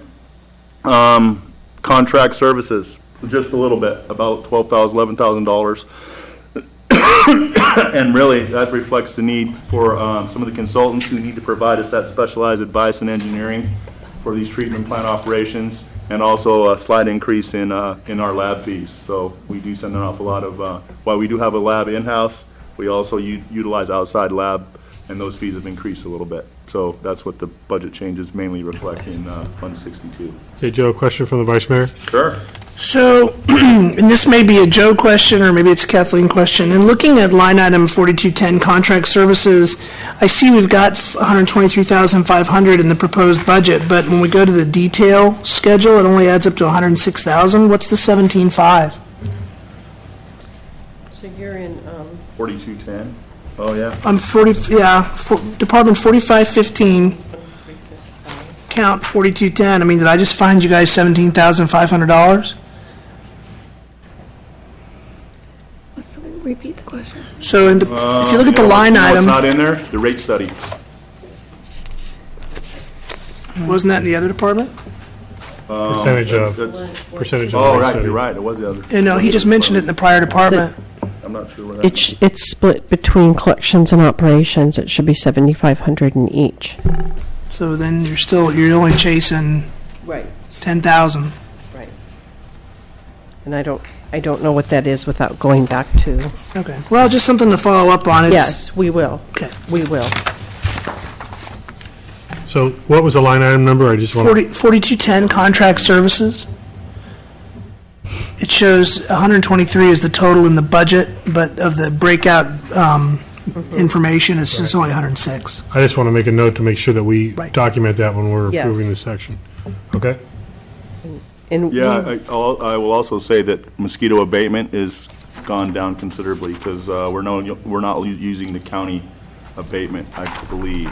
I think we went, well, I think they've had some issues. I could be wrong. We have to check that, but I know that the weed control stuff is a problem for them, so I got to look at the So abatement program. we will either provide the detail for the extra 10,000 or reduce the expense from 123.5 to 113.5, That will be done. if that's okay with the It's- company. Let's find out what the real number is, and let's go from there. Definitely. Yeah. Thank you for Any other pointing that questions? out. Yes, please. Councilmember Dornbecker? No, I have to find it. I was going to ask, under the little inset that said, did you know there were 47 days that the town discharged treated effluent to the Napa River in the 2014 calendar? Can you tell me why that happened? Or, By the terms of our permit, we're allowed to discharge the river when flows allow, so basically on heavy rain days. I see. We were try to 47 limit that heavy as rain much days. as possible, and with this dry weather, typically, I believe we're allowed to discharge mid-November through mid-April. We're kind of negotiating that right now. We're in the middle of negotiating that permit. But 47 days is actually a pretty low number compared to what other agencies are using. I mean, they don't have the recycled water program we have, so they're probably closer to 90 days or more. They're probably using that full window whenever they can. And did we need to do that? We did need to do it, yeah. Okay. It's if I could to help explain, it's a capacity, because when we have rain events, that generates so much more flow in, and our users in the rain season, our recycled water users, their storage pond capacity, and they're not using it. Yeah. So it's a real peak capacity issue, and I do want to point out that first, we have the permit to do so, the water's treated, and actually our system's designed to do that. So we have a dual purpose, but as the director is alluding to, we have a goal of trying to do limited. But really, when we go into that mode is when you have like our last December, where we had basically a month of rain, and that over, if we'll do the tour of the corporation yard, but you remember how we have a holding pond? Then everything else, and if we're not pumping to the recycled water users, in that case, then we have to move it into the river. I understand. Thank you. We do try to ask our recycled water users to draw down to the lowest possible limit in November so that we have some capacity, but as Steve was saying, town manager, that there are those events when it just rains and rains and rains, and we get an awful lot of flow from the Veterans Home when that happens, and we have to be able to discharge it, and luckily we're able to do that into the river. Thank you. That gets back to the fact that we have virtually no storage capacity, no storage tanks, anything like that, where other jurisdictions might. Okay. Moving along. Moving along. Capital. Wastewater Treatment Capital Fund. So we recognize that the wastewater fund in general has been under pressure a little bit, and we're trying to recognize that fact and build fund balance to try to have a little bit of money for the eventuality that we need it for a capital project. So we only budgeted necessary items in this year. One of those two items was the pump at WW009. We have 3 pumps. We had 3 pumps down at the pumping station. One of those pumps is no longer able to rebuild, so this $40,000 is a purchase for that new pump. So we'll have 3. Basically, it'll be a replacement in case one of the 2 pumps that are in service needs to go down. We can put that new pump in service, take the old pump out, have it rebuilt, and have it sitting on the shelf for when it's next used. The second fund is plant equipment replacement. So that's just what it says. It's a replacement fund, trying to plan for the end of service life for some of our equipment, and when that happens, we'll budget for it and pull it out of that fund replacement. So, question about your goals. You list one is calculate the annual funding needed for the Vets Home for future projects. Is that in coordination with Vets Home personnel and what their capital improvements are, or is this something else? This would be for us to map out our future treatment capital projects, and then sit down with the Vets Home and show them what our plan is, so that they can plan to participate in the funding. Right, and I think For their capital now, they require state approval of the budget. It doesn't come from the Veterans Home operating budget like their treatment operating costs do. Capital requires a special allocation. So these are our projects, but Our their participation projects, in the funding yes. of those projects. Yes. Correct. Got it. Okay. Thank you. And it shows our effort to try to be forthright, transparent, and communicate to them things that are potentially going to have a budget impact with Right. them. Good. Okay, we're on wastewater collections capital fund. Again, recognizing that the wastewater system in general is stable, but could use a little bit of time to grow. We are doing what the first 2 items, what you'll in the first 2 items, 2016 and 3016, the inflow and infiltration and the sewer main replacement program. Right now, we don't have any capital programs that are planned for those, but if we do have spot repairs that are required, we identify them during our videotape, or something happens in the course of the year, we can pull out of that fund, either of those funds, to affect those repairs. Part of our NPDES permit also requires us to carry some fund balance for those kind of repairs, so it's not such a bad idea. Pump station equipment, again, that's just a equipment replacement fund, trying to budget for the end service life of some of our pump station equipment, and when that happens, we'll be able to pull out of that fund as a budgeted item.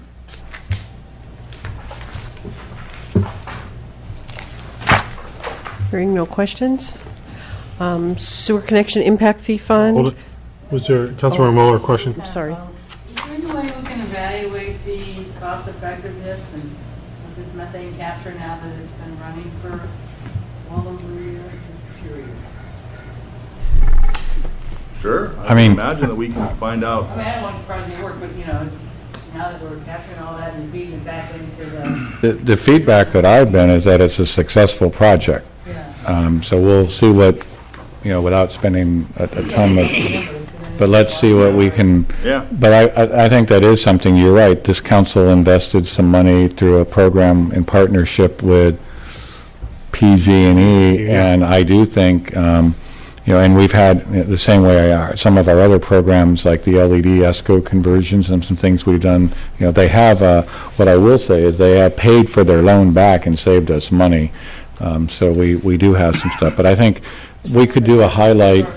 We'll do a highlight. I think maybe for early fall, we can see if we can do a little analysis of all of those programs and give you guys a spot report The on. environmental and positive impact. Yeah, Yeah. no, it is Yeah. positive. like that number. The Go Green. Yes. I mean, and we've talked before generically that sometimes sustainability actually can come with some cost savings when done right, and I think we have some good examples that where the investment we've made is having an ongoing return on our bottom line. Well, wouldn't that show up in the costs of electricity or?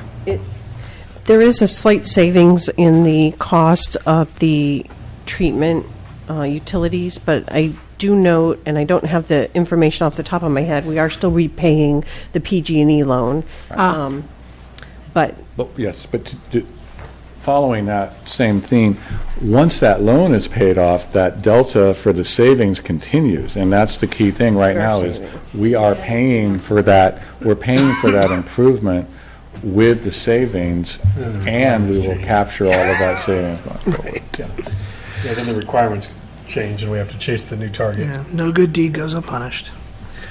Okay, sewer connection impact. sewer connection impact fees, we did in 14-15, we've collected about $11,000, and those are allocated to the collections capital fund to fund projects. And any impact fees collected in the future, which we do anticipate to be minimal, will be allocated for future wastewater capital projects. So, I'm sorry, I have a question. Vice Mayor? So we don't have any expected sewer connection impact fees this next year? Don't we have a couple projects that are going on? We do have some anticipated projects, such as Restoration Hardware, but it's been our practice not to budget impact fees unless we're certain we know the amount and the Right. timing. So we Okay. don't reflect those in our budget, but Fair enough. we do have an anticipation of one or two projects that might come in. Certainly, the Stewart, since that's much more developed, that would likely be in this fiscal. They, Or Actually, impact I believe fees. they paid last year. right. They already did. The trigger Yes. mechanism, and I think that's a pulling good a building clarification. permit. When you Oh, pull your okay. building permit is when you pay impact So then we fees. basically have one project that So we're. one of those, a portion of that 11,000 is the Stewart Cellars project. And I would venture to say a few of those single-family homes that were built are the ones that have pulled. But impact fees and school fees are all due when the development pulls their building permit It's a cash basis. on a cash. Yes, yeah. And for example, we just don't know when Restoration Hardware, we've seen projects come before us that get planned, and then they never get built. Well, it's not approved anyway, not yet. Correct. So, Right. okay. Good. Thank you. So that's, any questions about this section, or is there a motion I'll make a motion to approve this section. with the one item One 4210, checking on the numbers in that contract services Yes. line item? Okay, we have a motion and a second. I have to get to that. We have a motion anyway. Oh, There we go. okay. Please cast your votes. Aye. Motion by Hall, second by Moeller. It's very suspenseful. Waiting, fingers crossed. Ooh. Uh-oh. Back More to impact sewer? fees. Darn it. I hit one again. And the answer is? We need a split screen, huh? I know. Here it There we comes. go. Well, I'm fairly certain that we had unanimous. Well, then it's probably because the time passed for the clicking, so it just disappeared on its own. So this coming up does. Okay, so that was, I believe that was a unanimous vote in Yes. favor of All in favor. section C with the one post-it note. Okay, item D, Noted. section D, capital projects fund. Yes.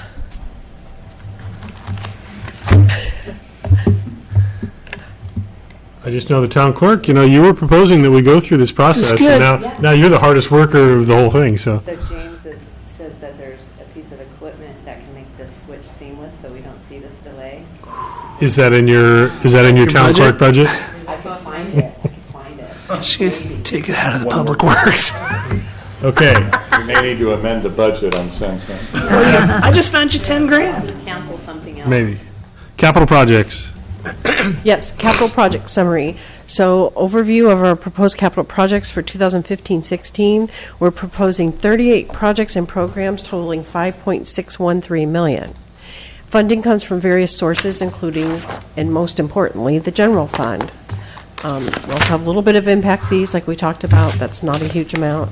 Measure A is significant this year with our big flood control project that we're constructing. Watershed Assessment District funds, which we obtained from the county, and a FEMA grant, which will be used to repair our flood wall this year.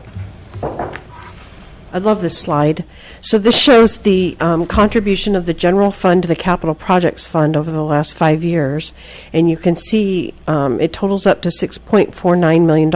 And it just really shows the council's investment in the town's infrastructure. And we're budgeting $2 million to come from general fund to the capital projects fund in the next fiscal year. And I'm just going to interrupt you right there, and on the heels of the Vice Mayor's comment earlier, this is another significant contribution that the council has made to stay ahead of and very proactive with our infrastructure to keep the residents, the systems and the residents safe. So just want to acknowledge that. It's just not sexy, that's all.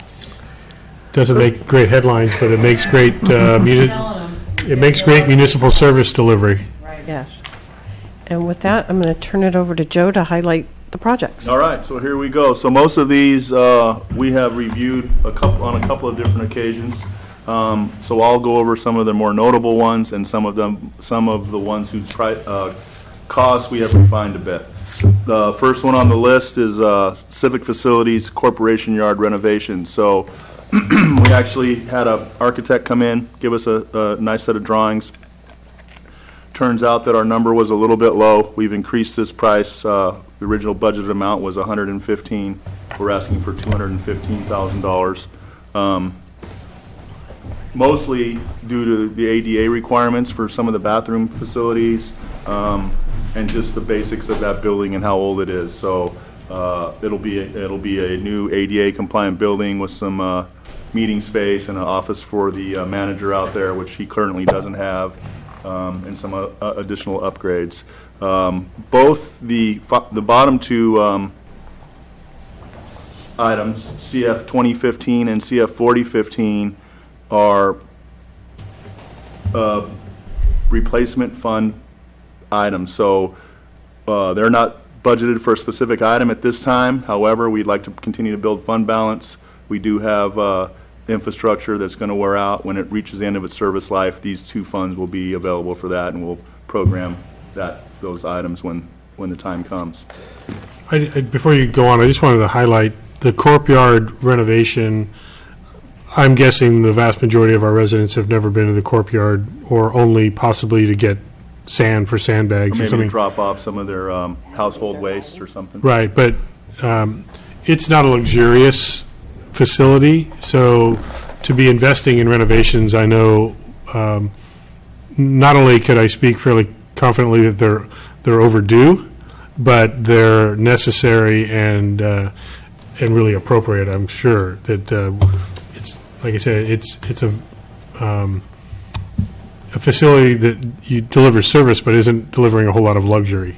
I would say beyond that, it's just it needs to meet some basic needs, which these upgrades will help us meet those basic needs, including some some space for a manager. Right now, it's one big room, so if the manager who's there needs to have a discussion in private, he has to wait till everyone leaves or take somebody outside. So bathroom facilities are another. It wasn't a consideration when this facility was built. I would guess sometime in the 70s, but you need to have bathroom facilities for anyone who may use the bathroom, and they need to be available for when those people need to use them. So ADA compliance and having men's and women's restrooms, that facility was never built for that to begin with. So it's basically a steel building with a couple of walls in it. And what we're doing is using the existing carport and putting up 3 walls on that, a floor in it. So we are using the building structure to the best of our ability and trying to use the bones of the building and build off of that. So we think it's a good project. As the mayor said, it's not luxurious by any means, but it's going to definitely meet our needs for the next 20 years or so. Vice Mayor? I only want to just make note for the record that it should be, I believe, CF 2016 and CF 4016. Right. Okay. I had that discussion earlier. I think if the funds if there's no funds drawn out of it, then they didn't update the years, but we're having that discussion to match the year. I'm just saying that in the budget, the way it's presented, Right. and maybe online, the numbers are different. Yeah, that's how Kathleen and I talked about And that. I We'll do want reconcile to, that. Thank you know, we're also working to try, as you see on the CF 1516 or CF 4015 conversation, one of the goals that we have is, especially when we know there's potential big-ticket items, is to help level the expenditures. Is, we put some money in on an incremental basis, and then when you need to replace the HVAC, you don't have these big wild spikes, and it's much easier for budgeting. So we're fine-tuning that, and you're going to see that. I mean, you've been very supportive as we've implemented, what I call a reserve replacement fund accounting structure, so that we're not just doing everything as an individual project. And then this earmarks it. It also allows us to track back in certain areas where, for example, in the old days, the enterprise funds cost and contributions of some of their shares were actually being borne by the general fund. So this is a prudent planning practice, and it also allows us to be ready. And on an annual basis, our goal is then, in the future years, you'll see an item, in 8 years, the replacement roof will come out of this item. Well, I also want to highlight that CF 0001 is Town Hall seismic retrofit, finally, that has a zero proposed ballot or budget item there. So that's certainly nice to have behind us. And just so everybody's really clear, the community center restoration, it's not new money, it's just a continuation of the fund balance Right. on that What project. we're carrying over to finish next year. But we will correct those two project numbers. You're correct. There are a couple of those Yeah. throughout here. So. Joe's team. They're correct in our attachment. Yeah, there's Okay. not on It's the just not on presentation. the, Yes, we were correcting them at the 11th hour. Joe's team was on it, and I just didn't make the Okay, update to the I'm slides. just so. making an observation. Thank you. Thank you. The next slide is community projects. Not much in the way of change from the list that you all have seen in the past few years. I would say the one notable exception to this is the ADA Accessibility Improvements Program. We've been programming that for $100,000 a year. We know we have some ADA accessibility programs that are coming up this year, and we increased that by $50,000 to meet some of those needs. So Yountville Community Park is one of them. Some of the other ADA items that have been identified in our transition plan, so we're looking to try to get a jump start on that, and that's what that number reflects. Capital project, drainage and flood control. So this is where the big chunk of the money is being spent this year. I will say that the majority of the money that you see in these budget items comes from Measure A. I think it's also important to note that that top number, DF 004, is a very conservative number. Again, construction costs are rising. The numbers that we had earlier were based on a 50% plan and spec. We now have the plans out to bid. We anticipate going to construction on July 6th, and we're looking for some better numbers than you see on this page, but we anticipate that they are going to be, construction costs are rising, as we noticed with our paving bid that came in last week. Measure A funds, Kathleen, you want to discuss the Measure A funds a little bit? Well, Measure A, we are really spending down the majority of what our remaining balance will be with this big project. So there could possibly be a timing issue. We know we'll have the money, depending on how much we actually need next year for construction and how much sales tax is collected for Measure A.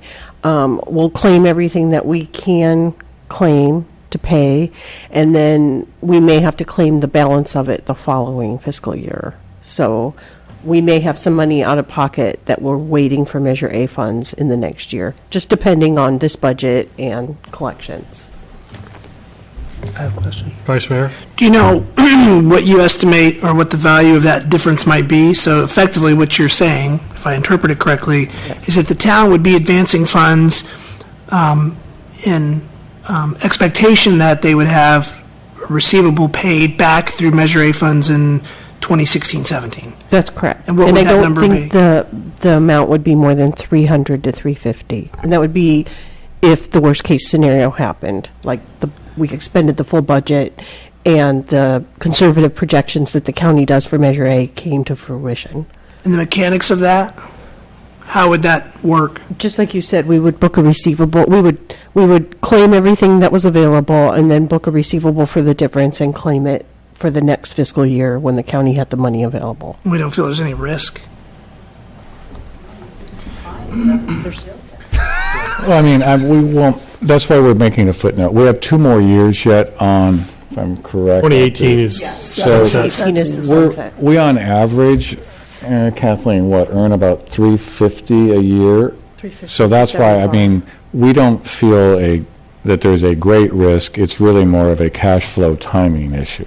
I Okay? think you have at least 2.5 to 3 years. It's may July be, of I'm just saying. 18. Right. And then, as June we 30th. look at it, our strategy at this point is then to start looking at the fund balance and hopefully being able to work with the district on using that as a maintenance fund that would be earmarked to pay for 3 Weir, the new Fennell Weir, and several other things that we would, rather than go do just a project to go do a project, we will articulate that we think a maintenance fund is much more logical and supportive or being able to use for spot stream bed erosion. But we'll be putting together the closeout plan because Measure A will be sunsetting and turning into Measure T. Right. Well, and given these CIPs, 3 years isn't even that far our projection. No. And with the specific restrictions on the types of projects that would qualify for Measure A funding. So Right. it makes sense to be monitoring that, but we do have potentially three full years of Which income. is, why we don't think it's at all a risk, it's just a cash flow timing this year, and you'll also note that we kind of prioritize our future projects to make sure that, we didn't want an extremely large balance because we wanted to use the funding structure in a way that was intended for the voters, and so you have as you guys know, we've gone through the last 2 years, 3 years, really kind of, we started with 10 projects in concept, evaluated. We also wanted to focus on bang for our buck because, there's a lot of projects that you can do that an engineer will tell you can do, but is that cost effective? And the ones that we've identified here collectively seem to be within our budget and generate the most positive impact in terms of flood protection.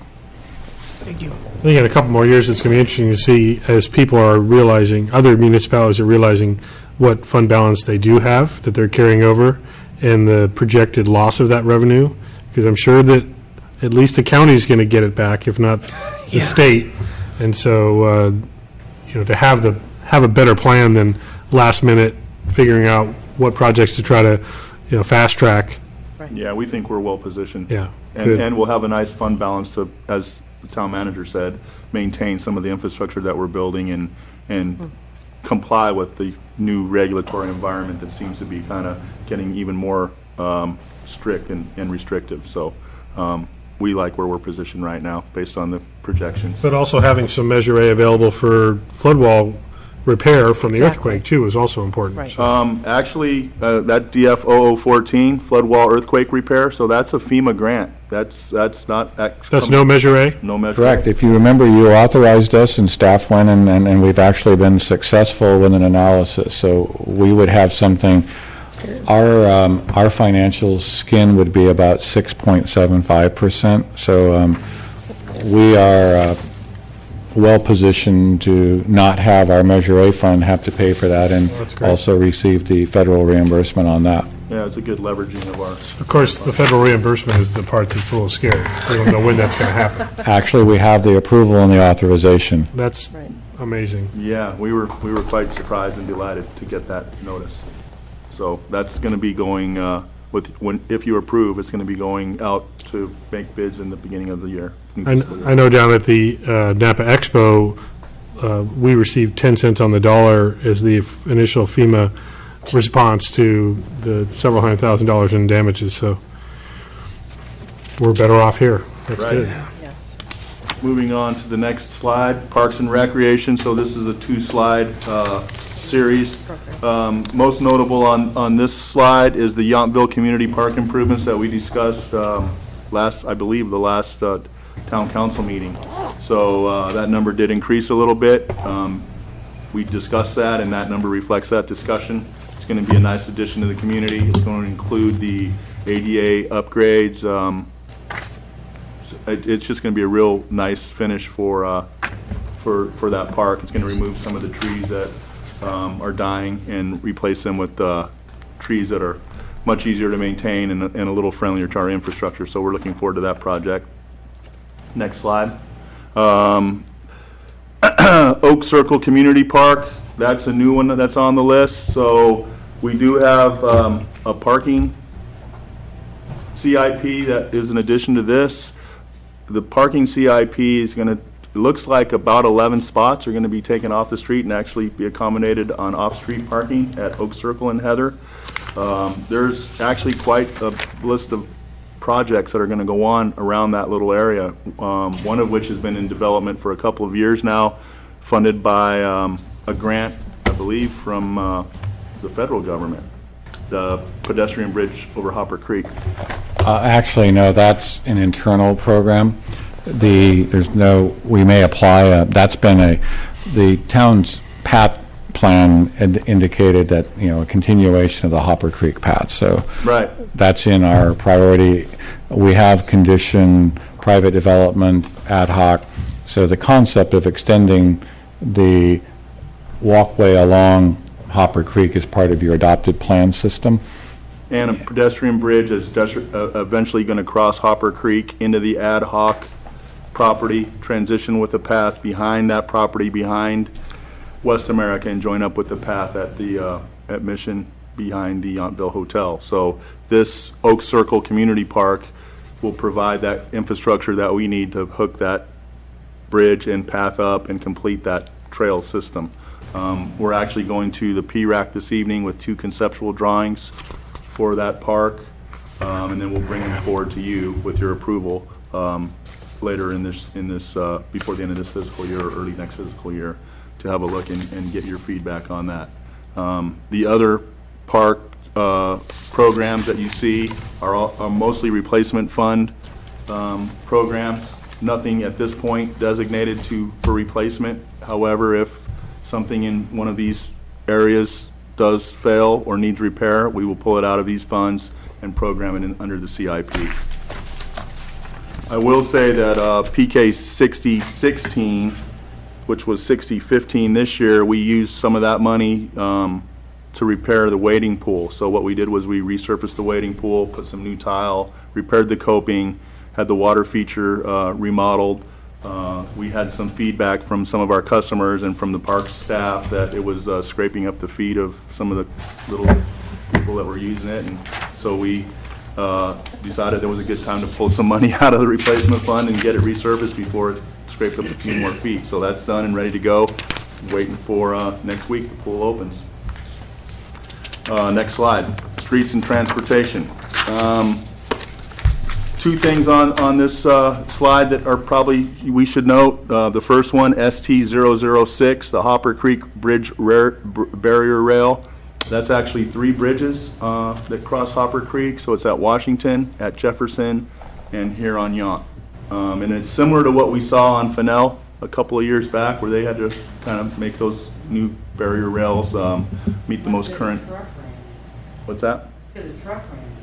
Actually, I think it was in response to maybe that brought it up, but my understanding was it didn't meet the most current. Well, a vehicle smashed it, and then it was not up to code. I did both of those, and it's a general theme. We have non-compliant rails. The DUI driver that took out the rail and then drove for 2 more miles contributed to the damage and also to the replacement. So this first year is actually for design and permitting, and then next year you'll see construction. So this is a 2-year program. The second notable program on this list is ST 2016, the pavement management program. So this will, in even years, we will do a real paving program, an overlay. We think that we're going to do Monroe Street going into the park and a small piece of Adams. Both of those are really low on the list. They're about, the PCI is in the 30s range, 34 I think, or 35, which most of our streets are in the 70s. So we're going to try to do that in between July and October of this year. I would like to try to get that under construction and get it built before October, before the rain sets in. It's a little bit of an ambitious program, but there's no curb, gutter, and sidewalk. There's a lot of reasons why that thing should go in a fairly quick fashion. We think we can get it under design fairly quickly and get it out to bid and get it under construction before the rain sets in November. Joe and Kathleen, can we clarify if ST007 should be in or out, because we're under construction right now? Yeah, that could probably come out. That could probably come out. We are under construction with South Washington Street sidewalk.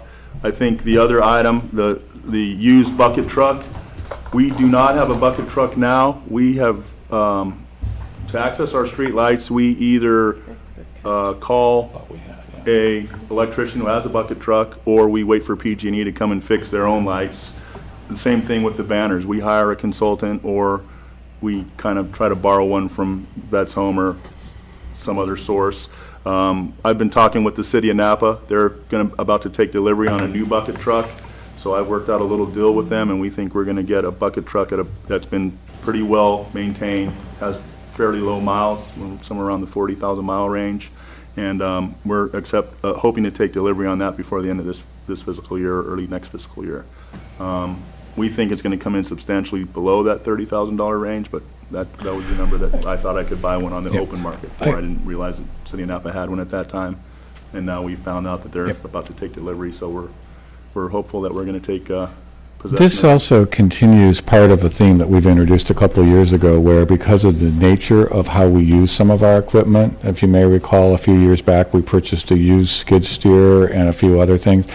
We need them, but sometimes we can purchase something that's been well maintained. We don't put a lot of miles on some of these things, so it's more cost effective for us to have them, have our staff trained to use them. But there's certain things that it still makes more sense for us to go rent when we need it versus having it.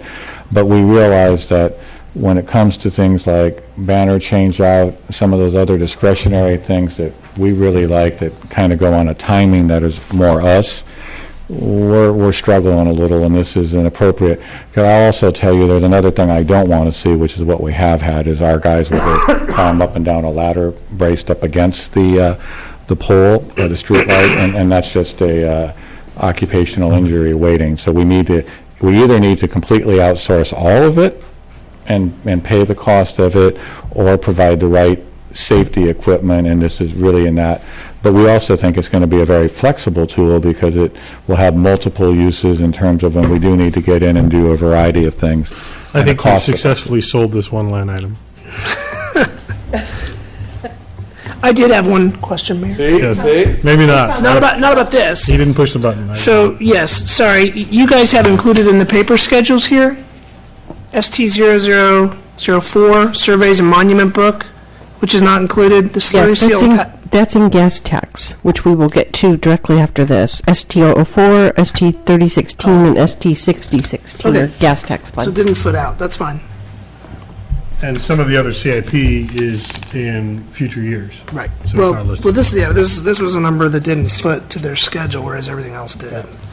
Councilmember Dornbecker, did you have? We're going by No. fund, and that's more by Councilor- type. Okay, Councilmember Mueller, I gotta wait. The vice mayor is reading. There's Councilmember Mueller. All right. So we put $2 million in this year, which is great. So forecasting, is that something, a minimum that we can expect in the future? In the future? Since we don't Yes. have a policy, I'm just trying to. Yes, I would say between $1.5 to $2 million, depending what other projects or programs in the general fund the council wants to do in a specific year. I would think that would be our baseline, yes. 2 million. Between 1.5 to 2 million. Well, we I have think- to now, and I think we can maintain to. However, if the council says one particular year we want to do a 60th anniversary party, or we want to do a something program this year, add something, then yes. And I am working on the forecast. I will tell you, I'm going to agree with the finance director with a caveat, which is if things continue at the level we're at, the council doesn't expand services, add new programs with cost, and our we stay kind of within line. I would say yes, that you are looking at a point where reasonably 1.5 to 2 million, maybe more. Because the other thing that you'll note that we will be able to fund differently is Measure T will allow us to transition, so I'm comfortable. So yes, I do think this opens up a new opportunity for us to revisit some of our capital project funding. So, We are going to have but that Measure T, we're going to have potentially a year gap where 18 kicks in and we have no revenue yet. But I'm just saying, but So, yeah. the way I would look at it, you already have that gap because we're making it up. We're one of the few agencies. So when you look at it, I feel comfortable that, yes, this trend line, but again, you control the other part as well. So if you come in and say, we want to do XYZ program and that's got a couple $100,000, that may be a year we do a little less. If a revenue stream develops in another area, we could do more. So I do think we've reached a very positive. I'm very happy to see that. But I would also say, even though we use this sort of as an illustration at the year end, I would argue it's really a necessary fixed cost of your overall budget, because putting money into your infrastructure is appropriate. We sort of do it as this catch, and then, but yes, I think we're in a very favorable position for your long-term. We've taken care of some big-ticket items like this building, the community center, so you're going to be on an area where you can start putting some, if you go off your long-range list, to me, this is why I'm very excited, because somewhere in this year, the council's going to start looking at your next 5-year strategic plan. And to me, that's going to be not a general plan. This is the goal for the community. And we're going to be able to look at some things differently. And I think your strategic plan is going to really help shape, because the last 5-year had a large emphasis on transparency, use of technology, and infrastructure improvement, and you rattled off a number of things that you wanted to see us do. And I'm pretty pleased to say that we got most of those off the list. When we do our 5-year summary, there's not too many outstanding issues. So you guys are going to get to reset what's important, and that document becomes really a fundamental tool that we use to deliver the budget and the expenditure plans to accomplish what you want. Right. So yes. I feel like we're stalling out a little bit here. I want to keep. Now you're in the us home moving. stretch. The next 5 things will take 5 Seconded it. minutes. Okay, so I just wanted to make sure we had no other questions about the capital projects. And I'm not seeing, there we go. Okay. Motion, mover, Moeller, seconder, Hall. Please cast your vote. And Mr. Mayor, you will get through all the miscellaneous funds in 10 minutes. That sounds good to me. Unanimous, thank you very much. Special revenue funds. 5 o'clock is not a target. It's a maximum. I said 10 minutes, and if you go over, you're eating into your time to be done by 4. Okay. You're going to be an hour early. Okay, special Don't do revenue that to funds. We have, these will go quickly. It's not to dismiss them. There's just not a whole lot to talk about. But we do want to give Joe a chance to talk about a state gas tax fund projects. We have housing grant fund, fire emergency services, flood barrier, youth subsidy, Talent Lane, Mason Court. So gas tax revenue, we're projecting $91,200. That's the latest estimate we received from the state for 2015-16. And you're up, Joe.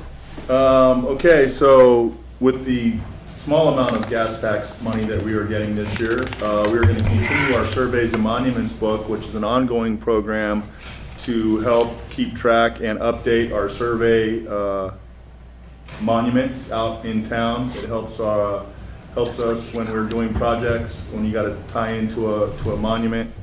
Saves us a little bit of money in the long run. But in the very long run, it's just a good business practice to have a surveys and monuments books for the town and for the future engineering work that may go on here. Slurry seal and patching program, that's basically a parking lot replacement fund program. So it includes the striping and that kind of work that goes on during the slurry seal. So any work in parking lots that we own or maintain, that's what that replacement fund is for. Replace railroad tied curbs. I think I have a couple of comments on that fund for this year. You'll notice today that there is now new curb, gutter, and sidewalk in front of the Vintage Inn. So that was a direct result of a decision you all made to fund those programs to help remove those long-time remnants from days when that was an acceptable way to line a curb and sidewalk. We partnered with the Vintage Inn. They performed the work with their contractor, and we helped subsidize our part of it to remove the railroad tie curbs.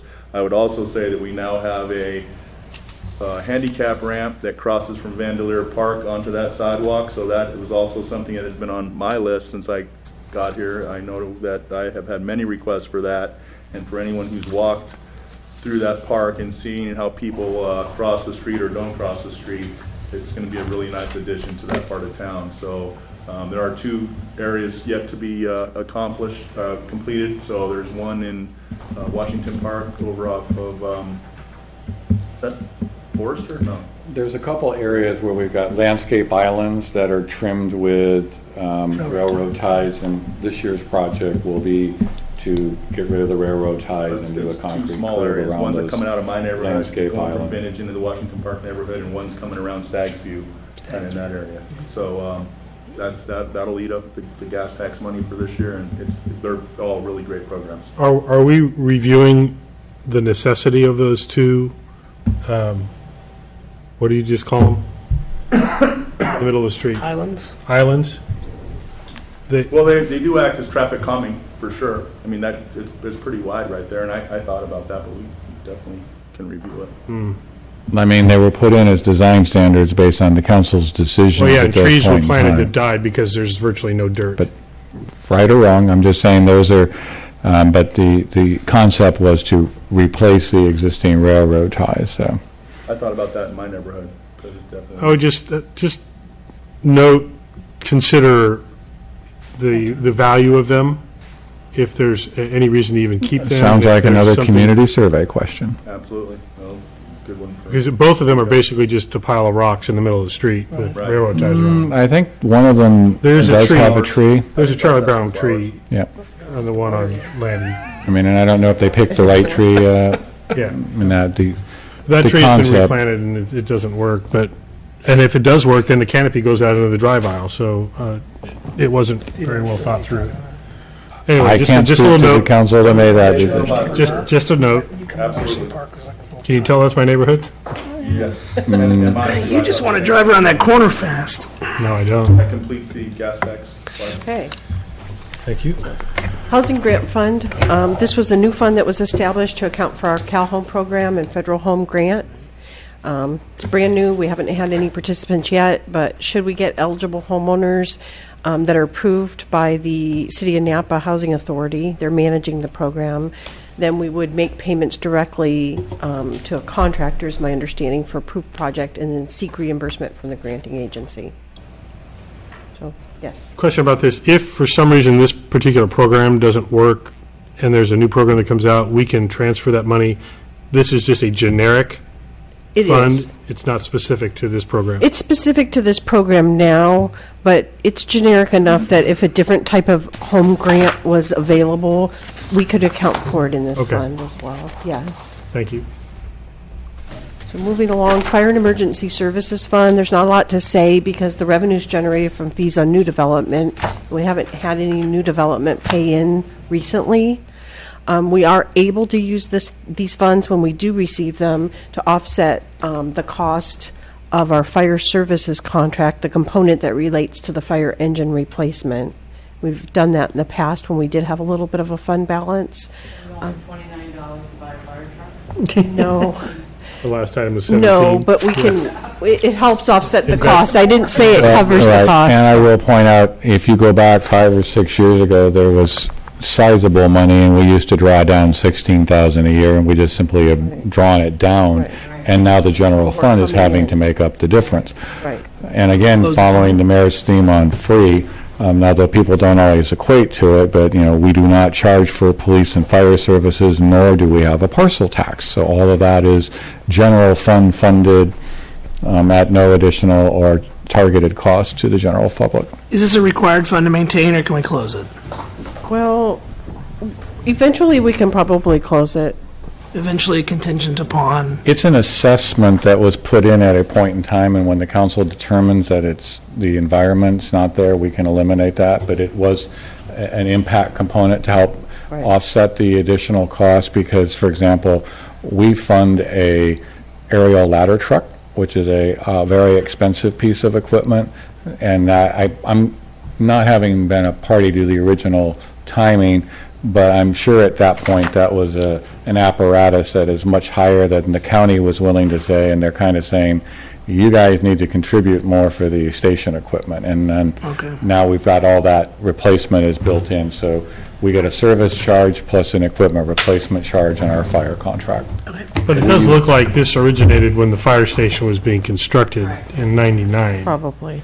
And so I think to the vice mayor's point, It will have I mean, I think well, we're I think reaching. it, not will, I think it has maybe lived its life. Maybe. When you I don't know hesitate if- to get rid of it, why, Let's- what is it that you're It's holding on to? RH. I think we've got a little bit of funding structure coming, but we will put that on the list to evaluate. Right. okay. I think that's all we're That's asking. all We're not we're asking. No, I'm just insisting. saying- Definitely. But it makes I'm no all sense. for closing out funds that are Yeah. no longer needed. We have, It's just one more but I would soapbox. say, I think RH, and you've got the large parcel in the center of town off Washington that are still subject to participating in impact fees. So part of me is telling you your impact fees, you're not going to see much, and then 1 or 2 years you'll get something, and then we can evaluate closing out the whole impact fee program. Great. Okay. Okay. Moving along, Flood Barrier Capital Maintenance Fund. This was a fund established back in the 90s with a FEMA flood grant that was awarded to the town specifically for maintenance of our flood wall. And we're budgeting $10,000 really as a provision for any maintenance that we do at the flood wall. I know annually we have some generator maintenance costs that we're able to charge to this fund. But that's what this fund's about. Our youth subsidy program, this helps to subsidize children that wouldn't otherwise be able to participate in the town's parks and recreation programs, such as after-school, day camp, swim lessons, and rec programs and classes. Parks and Rec staff actively pursues donations and sponsorships, and the fund balance is estimated to be about $16,500 to start the fiscal year. And I just want to echo, this is something that the town staff does. There's no general fund or direct town money other than the staff time and support. So this is something that our employees believe strongly in, making sure that our programs are accessible to those that might not otherwise. And this, if I'm reading correctly, must be Yountville residents. That's correct. There's I will say there's Again, a a nice- limited capacity if somebody's tied to the after-school program, right. but that's, otherwise, if they're using it, it is limited to Yountville. And we are tied into the school system for using their data in terms of affordability, so that we don't, if they're, basically the tie-in we use is if they meet the eligibility criteria for reduced or lunch programs, then they're eligible for the after-school. But it's an ongoing example of the commitment that the council and staff have made to supporting the community. I would say so. And Who created a 501c3 for this? And they- well, I want you to remember, you've given me a task, and I have a draft, and we're working on the Yountville Community Fund, and this would end up being part of it, the art fund, a variety of things. I want to donate to the general good of the town fund. That's probably going to be low on the list, but parks, potentially incorporating some of the focus. You have given us that assignment. There is some drafts that are being circulated. I anticipate probably this summer we'll be able to sit down with some folks and then bring that back to you for more of a concept discussion, but that was an assignment that you've given us. Good. Okay. Talent Lane is a private road benefit district, and we did collect a little bit of fees when the Vineyard Oaks subdivision was developed, and the current fund balance is $13,805. Don't we have a major renovation on Talent Lane? Yeah, I thought there was. You actually do have a new home that's New coming. residents, so wouldn't we be generating some activity here? Again, that's dependent on the building permit being drawn, and the building permit hasn't been drawn yet, but there has been, you are correct, there was a home that just, Going from one store to two stores. well, it went from a renovation, so we'll have to see if it triggers this fee or not, or whether it was paid, because this is possible that it slightly will. different than an impact fee, because this was put in to help maintain the road and the drainage. So we'll have to look whether that's going to get, it could be that there would be some costs associated with that expanded. A year or so ago, there was a new home built, and that did trigger. I just don't know what the threshold of how they incorporated remodel or tear Well, and I down. can't remember if that parcel that I brought up is fronting Talent, or if it's a Yes. flag lot. And it is 5 Talent. This is It's on to Talent. Well, they'd follow, all be on an address of Talent Lane. But it this may is not be- also on our short list of Yeah, okay. monitoring for closeout as well, to be honest. Okay. And then we also have Mesa Court drainage, and we also collected funds last fiscal year with the development of Vineyard Oaks, and so that current fund balance is $47,400. Any questions about this section? So what I just want to make sure is, though we have any follow-ups on this, potentially the Talent Lane impacts, And but deleting the fire and emergency services. and consideration for deleting number 3, Fire and Emergency Services Fund. If the town manager or staff determines it's premature to eliminate that fund, we're not pushing, we just want a review on that Right. option. So with that guidance, we have a motion, and Is it showing on your, okay. now, there it is, okay. Mover is Moeller, seconder is Hall. Voting, Yay. and unanimous again, okay. Getting this down. Well This done. is, whew, This is good practice. it's like a video game. Debt service funds. Debt service funds. Can you, yep, beam me up, Scotty. All right. So we have 3 debt service funds. I'm going to go through quickly. We have our 2008 lease revenue bonds, and those were issued to construct the community center, and the funding comes from a transfer from general fund. We're transferring $667,550 to pay principal and interest and fiscal agent fees. And we have our 2013 lease revenue bonds, and those were issued to construct Madison and Yount Street and redo the sewer. And the funding for that primarily comes from the general fund, $334,000, with a small portion, $28,858, coming from wastewater operating for the sewer portion of the debt. And then we also have our Measure A debt service, which is funded from a portion of the town's Measure A allocation, and that was funds used to construct our flood wall. So $259,855, and that will be paid off in 17-18 in conjunction with the sales tax ending. So that's debt service. There's any questions? Any no questions? I make a motion to approve. Got practice over there. I think we caught our town clerk. There it is. Mover Hall, seconder Moeller. Just gotta push all the remotes. Ooh, look at that. There we go. Another unanimous approval. All right, impact fees. Impact fees, there's not a whole lot to say. We're not budgeting any, although we do recognize that Restoration Hardware Development could definitely come in and pay impact fees. We don't know the timing or the exact amount yet. Any impact fees collected will be allocated to fund capital projects. And that's all about impact fees. At some point, we could probably close out these funds or possibly combine them into one fund, just in case future impact fees come. So we might be able to consolidate That's a some good of this. idea. But that's all I have on impact fees. No, Any but questions? Okay, let's, is there a motion on impact fees? come on. need a second. Okay. Councilmember Dornbecker. Does it go? It All is- right.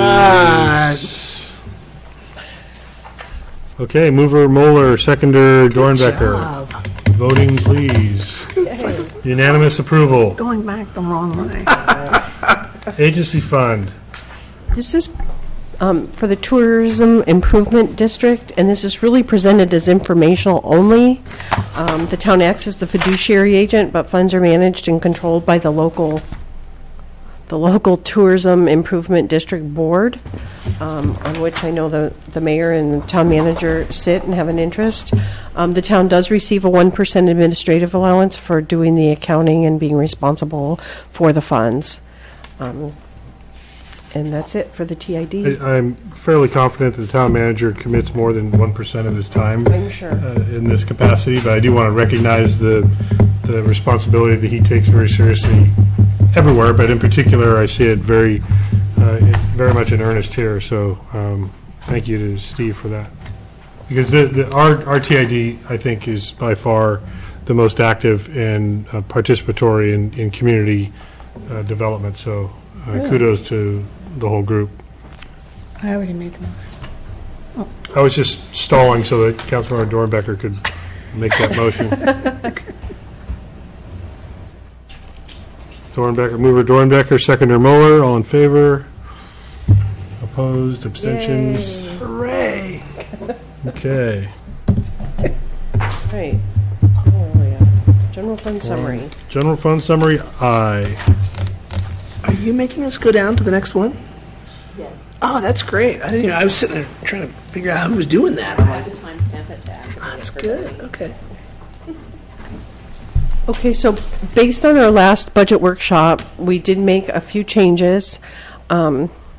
So we reduced the town council benefits budget by $1,800 because we found that the iPad stipend was double counted. So we made that change.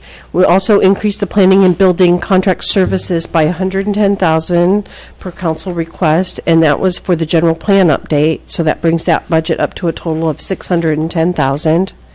And the extra 110 came from our reserve for budget contingencies. So we reduced that to 240,000. So those changes have been made and are reflected on the summary that's in the electronic version that you have. So the one point I want to just ask about the middle point here, Marlene mentioned we were about to receive a consultant's review of a cost estimate, Yes. and I don't remember if council direction was to potentially modify that budgetary line item based on that information, which we're expecting in June or July, or we'll deal with it when we get Correct. that information. The vice mayor was the mover of the balancing based on the 3-year expenditure.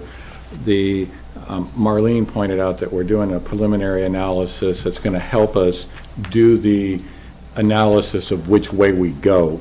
So, we don't have that, but that will influence how we potentially line up. We'll Probably be future evaluating. budget, because we think we're going to get near $1 million, and we're now talking about getting 610. No, and that's also one of the things, we're looking at an 18-month to 2 years, so you will see the budget will be extended and then added in your future years when we figure that out. Okay. So those are the three from the previous workshop that Correct. you've modified? Yes. And you'd just like us to I just wanted to summarize them. We're going to for you. vote on it. Okay. We're going to vote I electronically. can't wait. And we have a motion and a second. Yes, the mover Dornbecker, seconder Mueller. Please cast your vote. Didn't see my little request. Oh, It passed. did you have one? I did. but I voted. Do you still have a question? No. Okay. Save it for the next year. Inappropriate use of the request to speak button. Well, I was- that I is, did it that is a before. challenge to go back and also, if you request to speak and don't remove your request, it stays on my, Yeah, I removed it. yeah. So if I still see a 1, Permanent request to speak? Yeah, I is think that that's how what- it becomes? I think that the vice mayor leaves his Some of those button. restaurants where you raise the flag and they bring the food, if you just hold the flag up, they never leave. Okay, We don't go to this restaurant. I know you live in Yountville. yeah. Okay, fiscal policy review. Okay, so there's really no question on that? No. Okay. Fiscal policy review, I included several, not all, but several of the policies in your, I see I have two number threes, apologize for that. So I included a few policies in the packet. The fund balance policy, drought water policy resolution, our general financial and budget, investment and debt policies, and our OPEB funding policy. And the only one that staff is recommending, just some minor changes that we made, is the fund balance policy. Council was asking about the contingency reserves that we presented at the last budget workshop. So we did make some, it should be redlined in the document. We did make some recommendations to, first of all, we called it just a general contingency reserve or a contingency reserve. So we changed it to budget contingency reserve, and we just noted that the amount's been established at 240. So in our policy, we just generally say that town council can assign a specific amount during the operating budget, and we don't say what that amount should be. So we do leave that open-ended, and then we just acknowledge that it's currently 240. And then we did the same with the legal contingency reserve. And then the only other thing we updated was to, we got rid of the general plan update reserve because we're zeroing that out and moving forward with those funds. And then updated the revenue stabilization reserve because we initially said we were going to try for 12.5%. So that's currently just over 15%. So I plugged in 15% with a goal to incrementally increase to 20% by 2017-18, if the council's accepting of that. I see a question, Councilmember Moeller. So we're looking at the policy right now. Yes. We're not really, we don't know how that agendized. I didn't talk about the policy, but if we do, I personally don't think 20% for emergency reserves enough. I'd be willing to increase that much like we did the revenue stabilization. So I just worry about a really big earthquake, a really big flood, a really big fire. Which reserve? To which reserve? Emergency. Page Right three. now it's, Page 3 of we're 5. not- right Oh, now it's not part of the red line. No, it's not, but we always bring these back with the adoption of the budget, and that's when we reaffirm or adopt any changes. So I guess I would say is now would be the time to make those decisions. Well, I'm not trying to put any more money in there. I'm just trying to talk about the policy. Right, in right. terms of that target number. Absolutely. And, we don't have to reach it, but I Right. don't want to limit ourselves to possibly, Okay. saying that, hey, we have some more money, this makes sense for it to go, why not have our cap? Are you talking about the budget contingency reserve? No, I'm talking Gen- about the emergency. General It's fund really big one, emergency yeah. Page reserve. 3 on that. Because the other one's already going up, so I'm happy.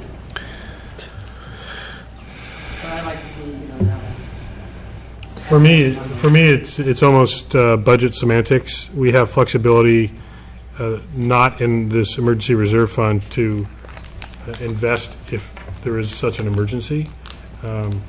It would speak to our commitment to having more substantial reserve balances, but 20% seems like a fairly generous number to me, but I'm open to other council's comments. Vice Mayor? I have just a question. When we're calling this a reserve, I know we budget for this annually in that general amount, but do we ever go out and create a fund balance from those values? So if I were to budget as, say, 20% of expenditure or $1.4 million, It is fund balance. it's set up as a fund balance. So if I do $1.4 million this year and then I do the same reserve in the following year, do I incrementally add $1.4 million to that fund balance? No, it just rolls over as It long rolls as we over. don't touch That's it. your- Once that's it's your- put in reserve, it stays in your balance. reserve, yes, Do you yes. want to add? I think the question that I hear Councilmember Moeller articulating is, we've been very judicious in assisting you guys manage your budget and Yes. us guiding at least the direction the town is going. Do we, in effect, build that reserve, not by necessarily adding more on a percentage basis in an individual given year, but by building a fund balance that would exceed that 20% in future years. Does that make sense? Kind of. Sending a message that I certainly am willing to see it go above 20%.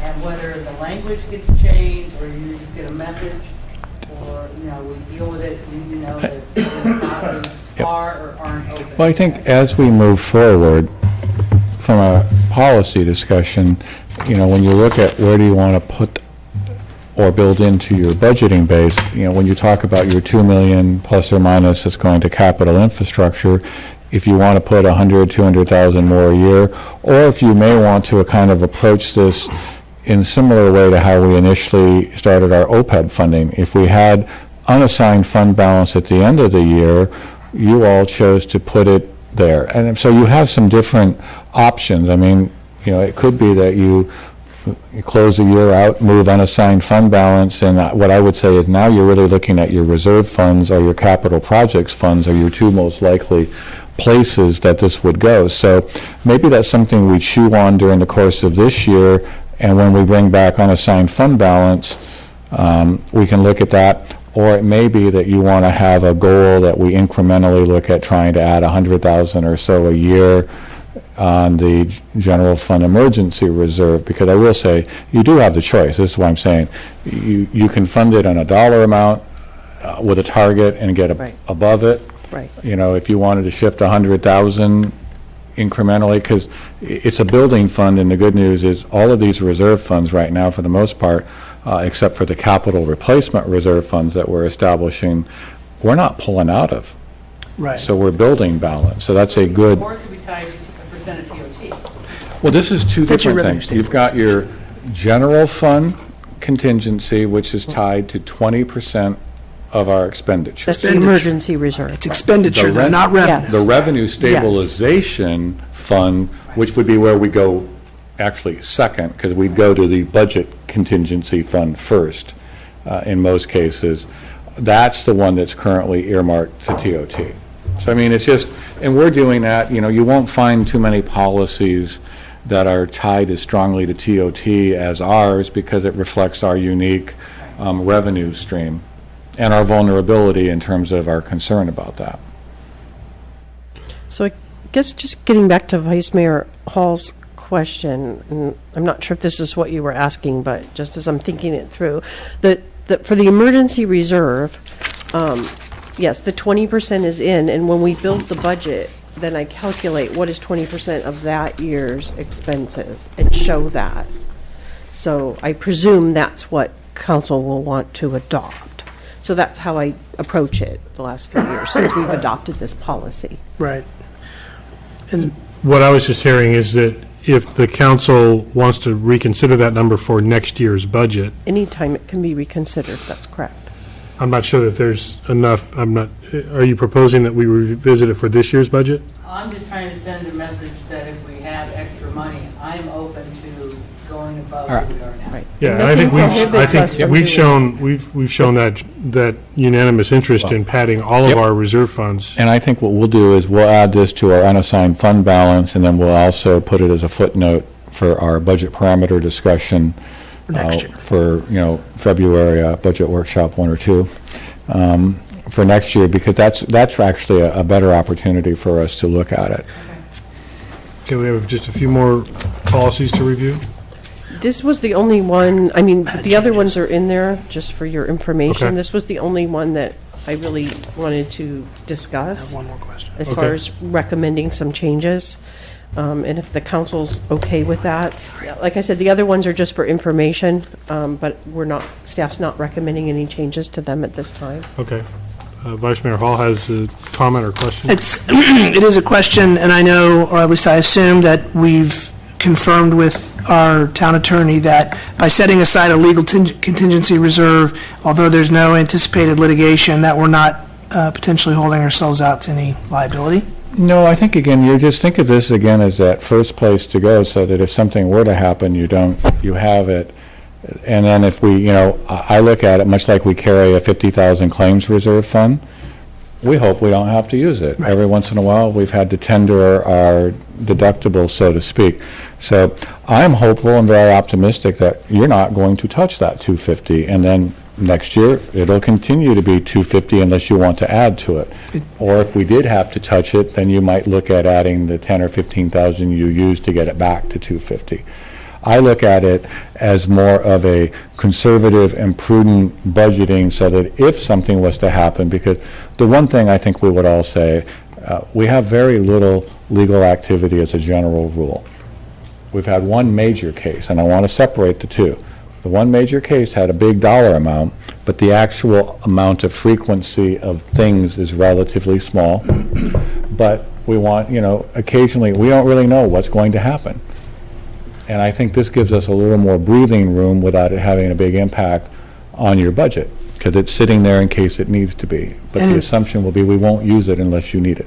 And then in principle, if we don't use it, it becomes unassigned fund balance, unassigned fund balance that we could use to do It'll stay in this reserve until, the end of the year. right. but It'll carry over. I'll keep it per We're policy in this keeping it up. reserve when we build next year's budget, short of direction from you all as the policymakers to do something different. All right, so, This way, what you're really looking That at makes going sense. forward is incremental adjustments to these balances, which is even a better position for us to be in. We've created some hard dollar balances, and here we have some percentage balances that we're Yes. looking to have. Yes. And all of them are fully funded at those dollar amounts. So when you go look at it, we're approaching, when you take out the drought reserve, but we're approaching, a 40% reserve funding level when you combine all of them. I'm just doing ballpark numbers, but when you put the 250 for legal, the 240, the revenue stabilization, and I think it's important to know that we've faced the consequence of an unexpected expenditure or an emergency that causes us to have to spend money to repair or replace, which could have a negative impact on our revenue generation. Right. Because we are not very diverse in our revenue generation. But I think our reserve policies have worked really well, especially with our CIP, which is avoiding some of the types of emergency expenditures that many cities have to have Right. when their infrastructure breaks down because they couldn't set aside the plans that we're able to fund. Absolutely. So I think we're kind of coming at it from both directions, Yeah, and I hoping also- minimizing the risk and maximizing the But I also think preparedness. Did you? no, looked at I the- know, I took it off. you looked today earlier at the utility and water rates, and I went back and looked at the 2006-07 budget, and we were looking at about approaching a $400,000 general fund subsidy for each fund. So when you talk about what would have happened if we continue to do that, you wouldn't be making some of the decisions that you're making on fund balance and project funding because we'd still be subsidizing a ratepayer enterprise. So I think that your council made some difficult but appropriate decisions 5 years ago. The- Well, yeah, $250,000 a year for water we never would have seen. Yeah, Right. exactly. Yeah. I guess Combination just of good decisions. the last comment I'd like to make is, again, to Vice Mayor's question about legal contingency reserve. There's nothing wrong with having that there, but if the council did decide they felt uncomfortable, those monies could be moved up into the budget contingency reserve, a more generic title, so, just a It's thought. definitional, frankly, I mean. just I think know. It's something that's more identifiable if you have it, and it's like to me, I look at the, legal is one of those areas, we just don't have a track record, so I'd rather give you guys a little room. The other is more of a project or something, yeah. Yeah, okay. Any last questions from council of Kathleen or, no, especially today, Kathleen, Joe, Michelle? You were going crazy over there working. The show was on fire. Thank you all, Steve, of course. And thank you to our public that sat here throughout the afternoon. Thank you for all the hours that go into prior to today to reach this. So I appreciate that on behalf of the entire council. So with that, I believe we already, is this a new? Oh, yeah. All right, You the have to last vote one one we more still time. need. All right, we're voting. Yay. Yay.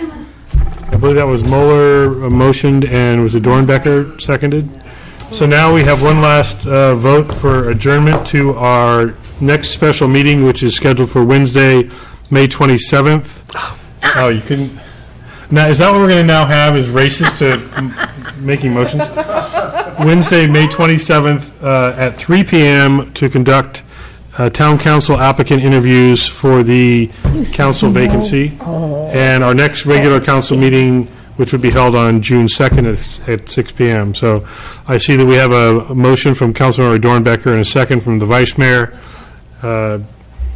Please cast your votes for adjournment. This is pretty funny. Mayor Hall? I voted. It's not recorded. Did you say He aye? abstained. He abstained.